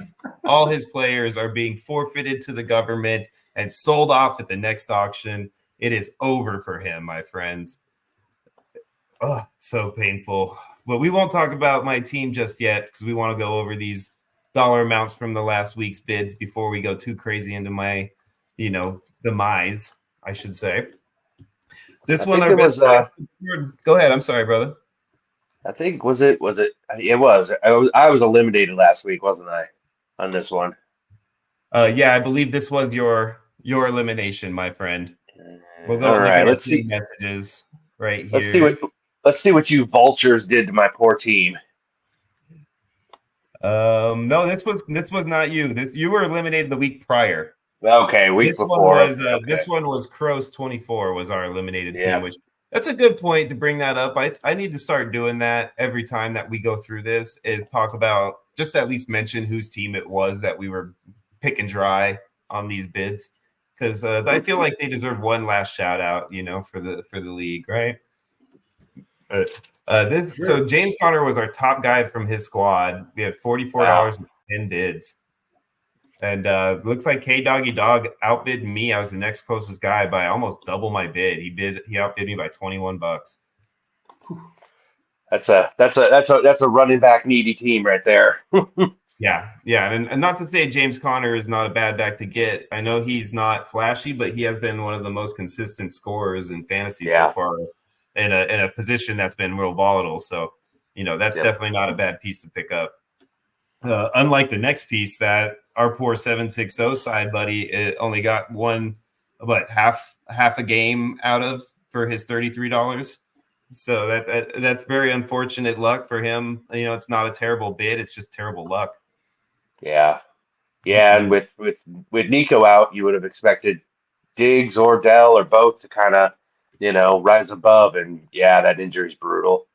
Yeah, especially being that this was like 2 weeks into the 4 week or 1 week after the IR stint, so 3 more weeks of, in your opinion, wide receiver one in a high powered offense, trajectory that almost plays you right into the playoffs, a few weeks from anyway. So.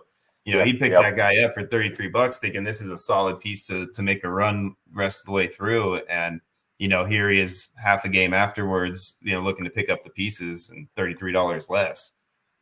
So it's unfortunate. Like I said, it's not a bad bid. It's just an unfortunate circumstance. Yeah. And so I ended up picking up Malik Neighbors for $31, which does not look nearly as good as I thought it did when it happened. But I outbid the next guy by only $5, so I guess I don't feel as bad about that part of it. But I almost feel like I would have underbid by $5, so I didn't have to take on that headache, because now it seems like that is basically what I have for the rest of the season. But we'll find out, I guess, right? Oh no, we won't, because I'm gone. So I basically spent $31 on a guy that I got one quarter out of, or one game out of, and now he's back on the waiver wire. So. That would be interesting to see what he goes for next week, right? How much lower is he going to go for after this game? Now this is the next one. This next one surprises me. James Cook for 27 when James Conner went for 44.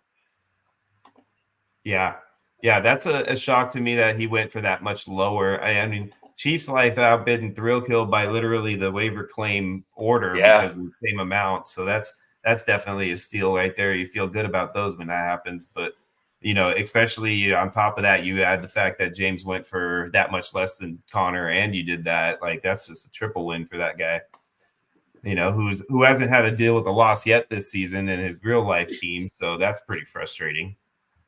Right. Let's see here. Let's look through Devontae Adams, next guy going off for Dude. $27. That looks Jets. horrible now. Look at me started. Yeah, Oh, he yeah. outbid C-Bomb by $8. But I mean, I feel now like who knows? I feel like we have to have a somber podcast just by itself for the Jets and their horrible, horrible season. Yeah, let's give him a quick moment of silence. Okay, that's good. I mean, I know this is going to be a hot take or whatever, or not. I don't know if it's a hot take, but it's just my personal opinion. I mean, I honestly just weigh how much Aaron Rodgers has been touted his entire career, right? Most talent, this and that. I honestly don't feel like he should be a Hall of Famer. Like, I really don't. Just like how much he's so touted, everything he's done. I get it. He's going to be a Hall of Famer. I'm not saying he's not. But just my personal opinion, I don't think he should be. How smug he is, the leadership qualities are not there. He does things when he wants to. I really don't think he should be. I mean, obviously the play on the field speaks for itself. He set a lot of records. You know, he throws a lot of touchdowns in his career. But only one Super Bowl appearance, and one, obviously he's one of one in that sense because he's 100%. But to never go back there, doesn't seem like he's going to make it there anytime soon. That's just my personal thing, man. I know he's going to be. I just don't think he should. I don't know. What do you guys think about that? No, I'm with you. I mean, I've never been a huge Aaron Rodgers as a person fan. I've always kind of gotten, the same type of thing we talked about yesterday that I know you guys weren't listening on it, but you'll hear it when you go back. It's we talked about that with Chris Collinsworth. We had a Chris Collinsworth, Joe Buck talk for a little while. And, and it wasn't centered on, what we think of what they're doing as far as their, professional approach to their jobs and things. It was more about like, I don't get the impression. I haven't heard anything. This is just an opinion that impression I get from, what I've seen of him and small bits that I've heard about interactions with him, but I just don't think he seems like a good person. And to me, that's hard to root or to want to like listen to somebody who I just think inside is not really like a nice guy or really, is kind of more of a narcissistic type of personality, maybe. For sure. And that's what, and then that triggered Scott with a conversation about he's heard some specific stories about interactions with Joe Buck where he puts off the same vibe, and he doesn't have a lot of love for Joe Buck for the same reason. So I hope that I'm wrong. I hope Chris Collinsworth is a great guy in real life, and I just don't know it. But I think Aaron Rodgers has proven with enough that we know about what he is personally that that's pretty much the case with him, and I don't really see any way around that. I think it's pretty much proven. It's kind of like one of those things where it's like even if people put that persona on you and kind of coin you in a certain way, but then you kind of project that same thing like over and over again. Like you're not really bucking the trend of what people are saying about you at all, and he just kind of shrugs it off. Yeah, so yeah, he's proving the point more than he's behavior. Yeah, it's just bad to me. I don't know. Yeah, he got his guy. He got his guy, and they're 0-2. I mean, since he's gotten there, I don't know, man. It's weird. It's very weird. Not only did he get his guy, he got his coach fired. He got his offensive play caller that he basically tells what to do. Like he got the team pretty much handed to him. He's pretty much head coach and quarterback right now. And then shrugs it off on McAfee show like, oh, you guys don't think I have all this power that you guys think I do. I'm like, you do, but you're going to keep denying it. Okay. I mean, that's another thing. Like, yes, you say something, but all the actions say different. Coming out of me right now, Zoo. I'm sorry, Zoobs. That's all good, brother. You're talking to a Lions fan, man. He ain't got no love for Aaron Rodgers. That's true. No, but I didn't want to like bog down too much time. That's all. Oh no, it's all good, man. So moving on though, the next bid was the Chuba Hubbard. He went for $21 with the 6 total bids there. I don't think that's terribly bad. I think that's decent for what he's done, but I don't know how much he's going to continue to be based on the way the team's trending, and Brooks coming on board soon. So we'll see how it plays forward. Do we think they're going to play Brooks this year, or just let him redshirt because it's such a dumpster fire and they just want him to play out his rookie year without getting hurt again or something else? No, I think they knocked the rust off this year with him.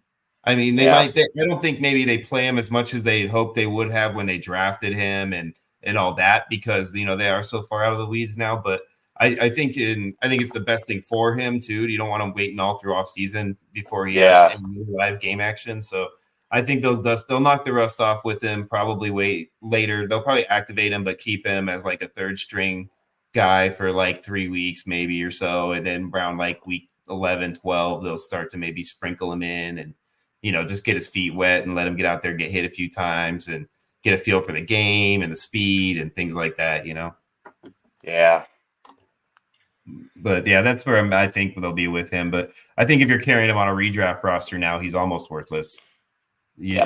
As soon as he comes off the pub, you might hang on to him for a few weeks if you have the room and you don't have a deep bench, and see how it goes. But if it doesn't start out well after 2-3 weeks, then I don't think it'll ever get enough timeshare to make it worth it in a redraft situation. Yeah, I'm with you. Unless he comes out like on fire all of a sudden and just gets like 2 or 3 touches in one game and breaks it for like 130 yards and 2 touchdowns and has like, oh my gosh, we can't keep this guy off the field type of scenario. I doubt it off of the injury, but that's like the only way I think that he becomes like flexible at some point. Yeah. You agree, Jojo, or you got a different take On on Brooks? I was coughing there. I'm sorry. No, on Brooks and where you put him at, like. Yeah, I mean, I feel like he's definitely worth the roster spot if you're in a good spot with contending. But I think I was on past pods where I was just kind of wondering like when he'll come back, and also what Zub was saying about tank mode. Seems like they're going to let him play based on like opening the practice window, things like that. It's just tough though. I mean, he's coming off a serious injury, and they are not going to be anywhere near contending. I think they should only give him a sizable workload, but it shouldn't be a full. I don't think they should be giving him a full with the way the team is. I really don't. What I think would be perfect for him is the exact same amount of workload that Braylon Allen has gotten from 1 to now. So like basically if you treat him like the moment you're actually going to put him on the field, the same way the Jets have treated Braylon Allen throughout the season. Sprinkle him in a little bit here and there, sprinkle him in a little bit more here and there, sprinkle him in a little bit more here and there. And like that's how and then by the end of the season, he's playing about where Braylon's playing now. And you're happy from what you've seen and you're ready and you're excited about next year. Yeah, I don't think you should be any more than 50-50 though in the rest of the way. Yeah. So yeah, well, no, I mean not what Braylon's going to do moving forward. I mean what he's done. True. From now. I'm just saying if they progress towards the end of the year and they're still playing him, I still think Chuba should still have 50% or more snaps. Oh, absolutely. I think Chuba should have 60 to 70% all the way through the rest of the year, no matter what. Yeah, that's what I think. Honestly, I would agree with that because I just don't want to subject them to any kind of other injuries for sure. Yeah, no more than 30% for Brooks by the end of the season is, in my opinion, the smart thing to do. Like, you got to keep it under that percentage, unless you just have some fucking crazy run all of a sudden. Which, how the hell is that going to happen at this point? I don't even think it's possible for them. So the next few guys that go off, there wasn't anything too nutty. I don't want to kind of move in through this a little bit because I know we're getting down on crunch time wise here. Bateman I took for $7, which means absolutely nothing because he's going right back on the waiver wire this week. Michael Pittman went for $5. I thought that was actually a pretty good price for Pittman, especially with the news coming out today that they might go to Flacco potentially. I think they won't this week. I think they'll stick where they are. But if he has another bad week, I wouldn't be surprised if they don't sit him after next week. So Pittman would immediately take a jump if Flacco becomes a starter, in my opinion. You guys agree with that? Yeah. I still think Downs is 1A, or if not the alpha in that. So, but $5 is definitely fair for Pittman. Yeah. But I still think Downs is the guy to own in Indy. So you think Downs is the guy over Pittman no matter what quarterback's throwing the ball? Pittman's probably better for AR just because he just runs slants and it's closer line of scrimmage, where Downs kind of does a little bit more. He's more dynamic, and Flacco definitely seems to like Downs more than Pittman though, just based on the last couple starts. Interesting. That's an interesting take to keep an eye on as we move forward. Yeah, but he flashed yesterday. He took a short pass to the house. So Downs also shows some after the catch ability. So there's those things that if he keeps showing out, I think he's going to emerge, and he's already kind of emerging. So I like Downs a lot more. Yeah, interesting take, definitely. I mean, because they are both two completely different styles of receivers, for sure. I think I think out of the rest of them, I want to call out a little bit more on Drake May. I know he got out with a concussion, but he has definitely surprised me. And obviously, since these guillotine leagues do end up going to Superflex, correct? So, picking him up for $1, you may not need to use him anytime soon. Obviously, he's hurt right now, but he can definitely be a viable option down the stretch for Cheeky, who was in the crowd in our chat here. So hopefully, stick around. But shout out to Cheeky. Yeah, I love the pickup, but unfortunately, I hate the drop. Especially after what we saw this week. Like I think Stafford, not injury withstanding. I'm not including the injury in my assessment of this. I just think Stafford, having his two guys back, I think Stafford takes a big jump moving forward for the rest of the season. As long as they stay healthy, he's going to be in that low end QB1 range. I think, to be honest with you, so low to mid range, honestly, because he has those weeks where.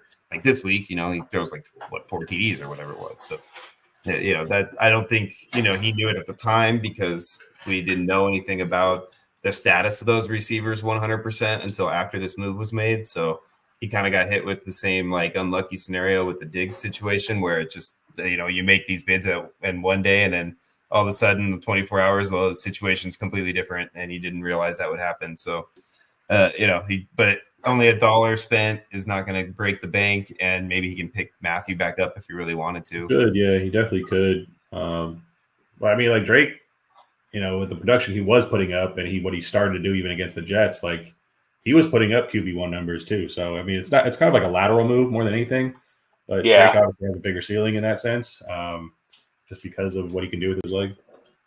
Yeah, I get your point though. I get your point.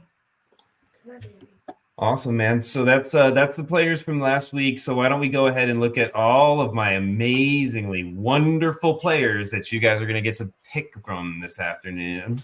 Well, actually, I guess I could say this afternoon through tomorrow, and then we'll see what happens in the morning on Wednesday.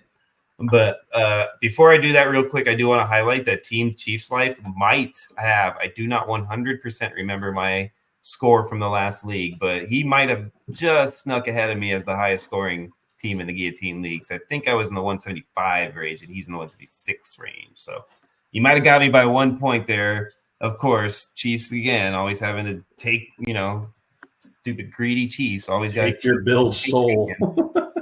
Never leave any scraps for the Bills. Always got to take. But you can go ahead and take some of my players here, and this is the ones you're going to get to take if you want.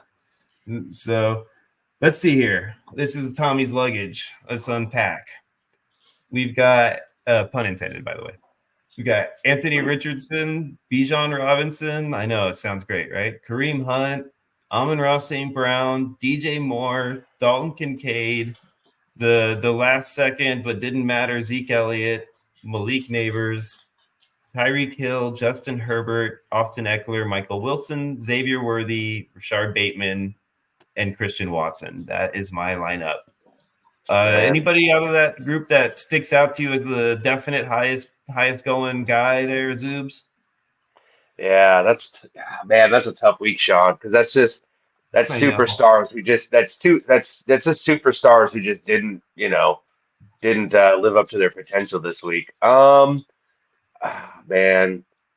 Kincaid. What cost me, by the way, before you say anything real quick, what cost me was playing Anthony Richardson over Justin Herbert. Yeah, I was gonna say, you're hoping for that ceiling play, and God, Anthony Richardson has just been so bad this year. It's been really disappointing.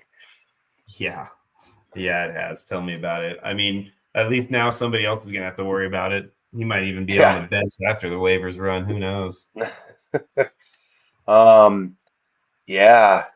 Man, Amon-Ra, does he put up low points? That's hard. But as a Lions fan, I love what they're doing. But week to week for fantasy, it's so hard to figure out if your starters in the Lions are even gonna be really, really good this week. We're week to week, so that's tough. I think Kincaid's the guy. I know Bijan Bijan will get a lot of bids, but Kincaid to me is kind of the sneaky one. He's been coming on a bit more. I think as it the season keeps going on, and tight end's another one of those positions that just it's hard to find points. So if you can find a guy who can get four receptions and a touchdown every week, that's perfect. Yeah, I'm with you. So as far as the sneaky good pickup, JoJo, who's your sneaky good pickup out of this roster that you think you're going to get for the right price that might even be cheaper than you anticipate, but you have the knowledge that this guy is going to be a future stud? Anthony Richardson. Just kidding. Oh boy. I was gonna remove you from the pod, buddy. I was about to just eliminate you. I'm sticking to my preseason take that he's better than Stroud, although Stroud has not been playing well either. But I'm gonna go with Xavier Worthy. I'm gonna go that we got 8 targets this week. That was the second week out of the bye. Granted, are what we just discussed about possibly Deontay maybe being a target for the Chiefs, maybe. That would probably put a little bit of a wrench in this, but I think, if the team's as is, he's going to keep getting that kind of work and just kind of seeing what he can do. I think Andy Reid's a really creative play caller and can try to get him the ball in different ways. Yeah, I like that, JoJo, because you just look at his targets week to week. Week 1, it was 3, and then he went through 3 weeks of 4 targets, and then week 5 it was 6, and the last 2 weeks it's been 8 and 8. So that's just a steady climb of targets coming his way, and yeah, he's explosive when he gets the ball. So that's a good one. Yeah, I agree with you on that one, man. I think the other guy that I think you could have maybe snuck in there, I still think yours is a better option for, but the next guy in line, in my opinion, would be Rashard Bateman, just because I think that his stat line for this week is slightly misleading. If I'm not mistaken, he had a ball bounce right off his face that would have given him like a big touchdown. So he's definitely got the potential in that offense. The way things are looking, he has a role that is defined in that offense, and they definitely want that 1A, 1B thing with him, Zay Flowers, I feel like, and then sprinkle in that Mark Andrews as the red zone, up the seam threat. So I think Bateman is carving out a nice little spot for himself in an offense that is, pointing up. So that's somebody that I think you could get, almost free, if not free. I like to throw $2-3 guys like that, or $5-6, $7 maybe, like just to make sure I get them if I feel good about them like that. But to me, it might be an overpay to Tom, Dick, and Harry, but to me, it's perfect amount to pay to make sure I get the guy that I have that high hope for. I think he's either a bye week fill in, and I think he's also either, if you don't get the guys that you're going after above him, definitely put either $1 or $2 or just try to get a zero bid, because his schedule is kind of daunting. He's got Denver, assuming Surtain's back. I'm not sure if he was back this past week, but Denver is obviously a tough defense. Since he's opens it up a little bit, but that's a divisional foe. Then he's got Pitt and Chargers on the road. Both have been pretty tough against pass games, and he's usually the outside wide receiver, so different than Zay. So I think the scheduling makes it a little difficult for Bateman to be viable moving forward in the next month. But then it opens up Philadelphia and then the Giants. So after the bye. So I think he'd be viable again, but I just think early. I wouldn't worry. I personally, too, the Baltimore-Pittsburgh, to me, I still think fantasy players in that game, like, they have a hard time defensively. They usually do well against each other, like they still play good defensively, but their offenses end up scoring and doing okay, I feel like, because they're constantly battling, and they end up in the, high 20s, a lot of times 24, 28, those types of ending scores. So I'm okay with that game personally. The rest of the guys you mentioned, yes, I definitely would be concerned. But when it comes to Pittsburgh and Baltimore, that specific matchup is one that I always like to have my players in on, because they just seem to love to go at it with each other, and everybody brings their A game, including both offenses. Yeah. So, but yeah, that's definitely going to be a roster that'll be a lot of fun to watch you guys just rip apart my limbs one by one until I'm left with nothing. Oh man, it hurts. All right, so let's go into our last but definitely not least Braveheart League, which is our most expensive guillotine league out of the bunch.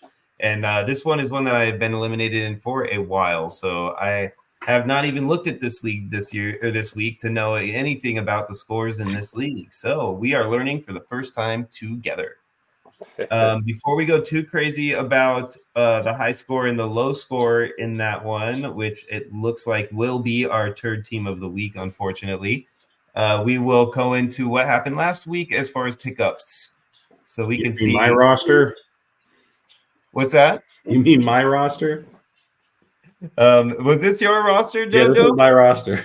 So this is going to be a really interesting moment here that you guys will see the full circle effect take place here in just a minute when we get done talking about this. And Lots of cheeky, dude. Look at that. Getting Amon-Ra and CD. Look good. Yeah. Look at that. I mean, he went from most amount of money though to broke, basically, because that's 3/4 of his fob right there going towards those two players. So, I mean, that's good players. If you save your fob and you wait till the right time, I mean, you could do something like this and walk away with 2 super studs. Let's look at the bids, though. Oh, I'm sure that the rest of them were. That's a good peg. Yeah, 67. only $9 more. It's pretty solid there. And then Amon-Ra's next closest bid was, if my computer will click on it, Yeah, same 67. thing. So yeah, he basically, if he wanted him, that's what he had to pay to get him. That's awesome. So good for him. Way to go, brother. Good So job, CD TD. and Amon-Ra went right to him. Then Tank Dell went for 17. He had 2 bids on this one. And the other one, he just didn't even bid any money. So all he had to do was bid $1 and he just snagged him. But, I still don't think 17 is terrible. 2 bids for Tank Dell. What are we doing here, people? Yeah. Huh? Well, I mean, it could be. $12. He definitely didn't need to bid that much, but at the same time, with Diggs out now and then Nico obviously still out for another week or two, Tank should get a lot of targets. So it's even if he overpaid, it's still going to pay. It could pay dividends here. Yeah, 100%. Same with the next one, man. Laporta going for $12 is also a good price. I mean, I think Laporta has been overshadowed, but I don't think it's for any reason other than they haven't needed to utilize him as much. So I think that they still will have a role for him moving forward, and I think it will grow a little bit as teams start to defend against the stuff that has been working this season, and they start to stop that a little bit. Then they'll open up the Laporta playbook again and bring him in to add that wrinkle. So I definitely think that he's going to have a lot more going forward, and they already brought in one of their trick plays to get him going this week. So, I think that's going to continue. He had a good week this week, finally getting 6 targets, caught them all. The first time he got over 5 targets in a game this year, which was shocking. But right? I think it's telling. Obviously, we'll have one more game because it's only a 2-game sample where Jameson's out for 2 games. But obviously, first game out. The targets that our baby could be designing or targeting for Jameson are more open for Laporta. And if he comes back after the 2-game suspension, if he comes back and goes back down under 5 targets a game, then we know obviously where the targets are getting consolidated. Yep. Confirming. Yep. So. Yeah, no, I totally understand where you're at with that. And I definitely think that even Jameson coming back, I think that a lot of what Laporta is doing will still be a factor in these games. He might lose maybe a target or 2, but obviously Khalif Raymond is going to be the biggest one that takes a hit when that happens. So but go ahead, Zoops. Go ahead, Zoops. Was that you talking or JoJo? I'm sorry, I thought one of you guys was about to talk there. Was that you, JoJo? I'm sorry. It was me, but I don't want to run by the Detroit Lions resident fan here, man. I mean, don't you think that Laporta should be more of a red zone target? Way more. When they get inside the 5, 95% of the time it's a run. David recovery, yeah. It's under the red area, man. 19 yard line, 18 yard line, whatever. I think Laporta should be targeted more, or at least looked at more. I don't even think he's getting that many looks, so it's a little concerning. He's not. He's not. And I mean, and then you got to think about it this way. I think Jared Goff only threw 19 passes this last game, through the whole game. It was the running game was working. That 1-2 punch of Gibbs and David Montgomery is the offense. It's crazy. And then look what they're doing. They got all these trick plays. They got other people throwing touchdown. It's just. The Lions are just having their way with people this year. So yeah, it's It's interesting. I thought Laporta was going to be a lot more targeted and a lot more effective in this offense, and it's just been a year where they just haven't had to use him that much. So Yeah. they've got so many weapons that they can lean on. So That sounds a lot like a rich person crying about the cost of a bill, Hey, as a fan, I am not complaining. I will say that right now. Oh, that's funny. All right, though. So no, I'm with you on that one, man. You guys both make some great points there. I definitely think Laporta needs to be more involved. So breezing through here, I want to move forward a little bit quick on these guys because we're running close to the time here due to the breakdown on our obvious cool fun doing right now. So the next guys that went off the board, we had Travis Kelce, $11, Jalen Waddle, $9, Rico Dowdle, $9, Devontae Smith for $8. Out of that group right there, guys, which name really pops out at you the most, man, and the price that they went? Devontae. Yeah, 100%. We all in agreement it's Devontae. That's exactly where I was at. So, yeah, I mean, the fact that he was the lowest out of the group that we just talked about, and, he was picked up for $8, and there was 3 bids on him, $7 and a $no bid, which I'm assuming El Subiesto has probably just got no money left and thrown, dart throws every time he can. But, that's definitely the steal of the 4 pack, in my opinion. The other 4 aren't bad prices either. They're just not nearly as good of a steal as Devontae is at that price. Yep. And Philly's an offense I want to buy into. I've been buying up a little bit of Devontae in a lot of leagues. Their passing game schedule over the next until the end of the season is one of the best. So buy Philly for sure. Absolutely. The only next guy that I really want to mention, there's some good guys that went off the board. McMillan for $5, which I think was a good pickup. The rest of them, Raheem Mostert went for free. I think that's a good pickup. The way that Tua being back and they were utilizing him. And then the one really good pickup that I think that went for no money at all was Keon. The fact that he went for $0 is pretty good steal there for Isaiah. So good job on you, man. Good job, Isaiah. So the next, let's go into there's a little more pickups that went on. This is a good one here. Isaiah, another Ricky Pearsall for free. I think that's a good snag there. Those always hurt when you see those Chris Godwin drops, doesn't it? I know. And then another good steal here is snagging DeAndre Hopkins for free. That's another good pickup right there. Dontavion Wicks, I also do think is a snag to have on your bench in case there does happen to something happens to Reed or Dobbs or Wicks. I'm sorry, not Wicks. Reed, Dobbs, or Watson. Then Wicks automatically jumps into whatever role. So I think those are all some solid pickups right there. So let's roll in over to the team that gets eliminated, which does happen to have the lowest score out of all the guillotine leagues.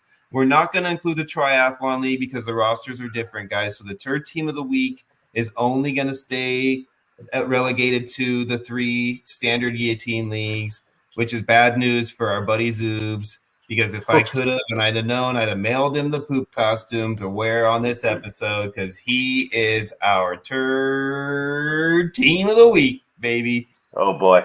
Hey, just go and look at all the red on my team. It is brutal. The low amount of scoring. Let me spray some Febreze, man. It is stinking up in here right now. Yeah, the third team of the week. That would be another good bit, dude. Get some like Lysol spray as we do this turd team of the week. Spray it out for him. That would be so good. Next week, move forward, guys. There will be a can of Febreze sitting here for me so I can make sure the third team of the week doesn't stink up the episode. Oh man, we love teasing you, Zoobs, man. It's a horrible thing to lose, but it's always the worst when you're the lowest scoring team. You gotta listen to me rag on you. Nah, it's all good. And it was like what happened with you in the other one. It's just a lot of studs scoring low. The Jordan Love injury hurt me. Rico Dowdle going out right before the game, which was just crazy. And it was just, hey, that's fantasy, man. Some weeks it's good, some weeks it's just brutal. Yeah, Yeah, it definitely hurts, man. And it hurts a slight bit more in the league that's, the $50 versus the $25 leagues, because that's the one that out of the three, you're always like, oh, if I have to get eliminated, at least let's wait till the end for the 50. I want that one to be a good one, and then that's the one that, all of us seem to be moving on out of here pretty quick. So, this league is going to go to some lucky gentleman. It's just not going to be us. But so, yeah, you're right, though, man. Your roster isn't too bad. You got Jordan Love, Najee Harris, Dalvin Cook ended up having to be your sub in for that Rico Dowdle situation you talked about.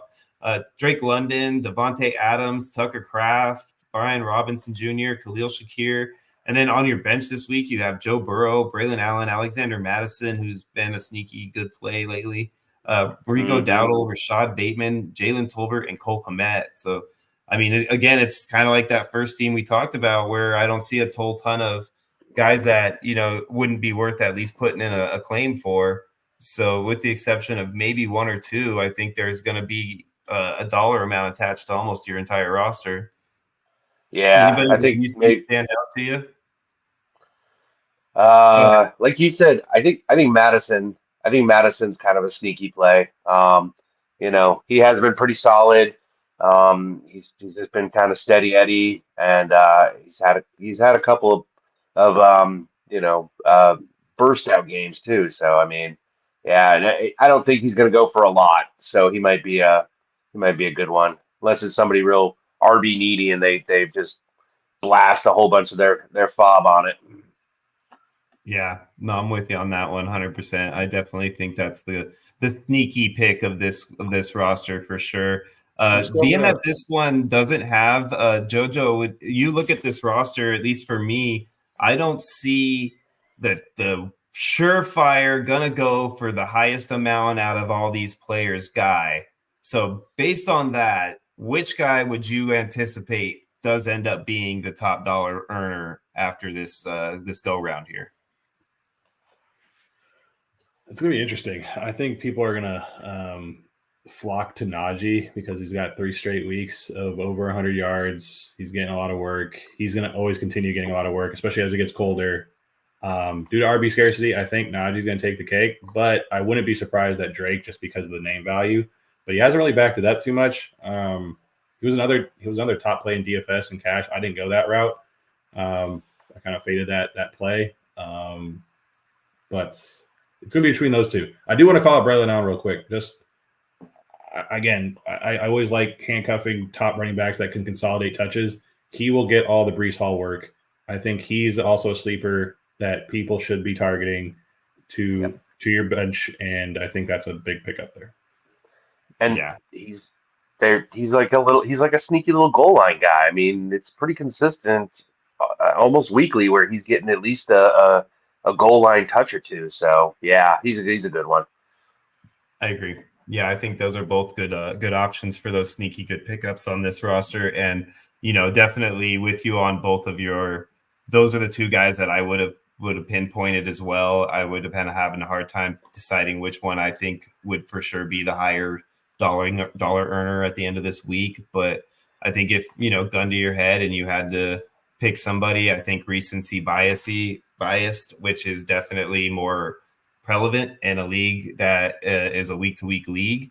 I think Najee is probably going to earn a slight bit more, but it'll be really close. I think then there'll be a big gap between them and the next highest earner, which might be somebody like a Brian Robinson, or even a Jordan Love, and a quarterback sneaks into that conversation at that point. So, other than that, you're looking at a bunch of guys, about 5, 6, 7 guys that I think are all going to go within a $10 range or so.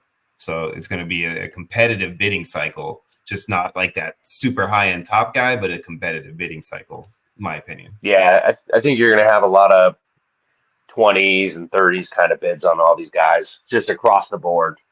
Yeah, exactly. We'll have a big chunk of guys that all go for within a $10 range. Yep, I think so. Yep. Awesome, man. So sorry, Zoobsies, but you got to wear the label of the third team of the week. You better wear lots of cologne and deodorant until next week because somebody else will have to carry that label then. I'm still in one. I'm still in the triathlon game, so I'm hanging on.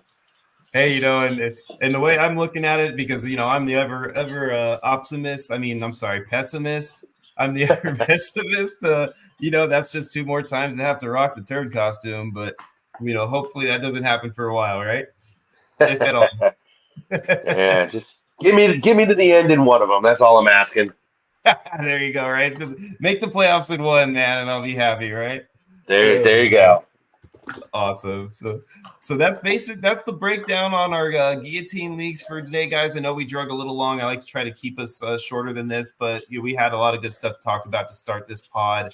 And I want to make sure before we roll on out of here that I bring up again the fundraiser that we're doing. It's going to roll through till tomorrow's pod. We're going to do our raffle tomorrow on Tuesday's pod. So you guys get in on those bids, send in your bids if you want to get in on those raffles and get the right amount in for the tickets that you're looking to get in on, because there's some really good prizes in this raffle. So thank you, JoJo. Thank you, Zoobs, man. I appreciate you guys for being here today. You guys filling in for me last minute like this was really helpful for me. And, it's always good to have you guys on the show. So thanks again for doing that for me. And so once again, we will see you guys soon. Join us again tomorrow at 4 for our standard podcast. And we'll be again here next week talking about more eliminated teams from our guillotine leagues. So hope you guys had a good time with us today. And thank you so much. Have a good one, brothers. Happy birthday, son. See you guys.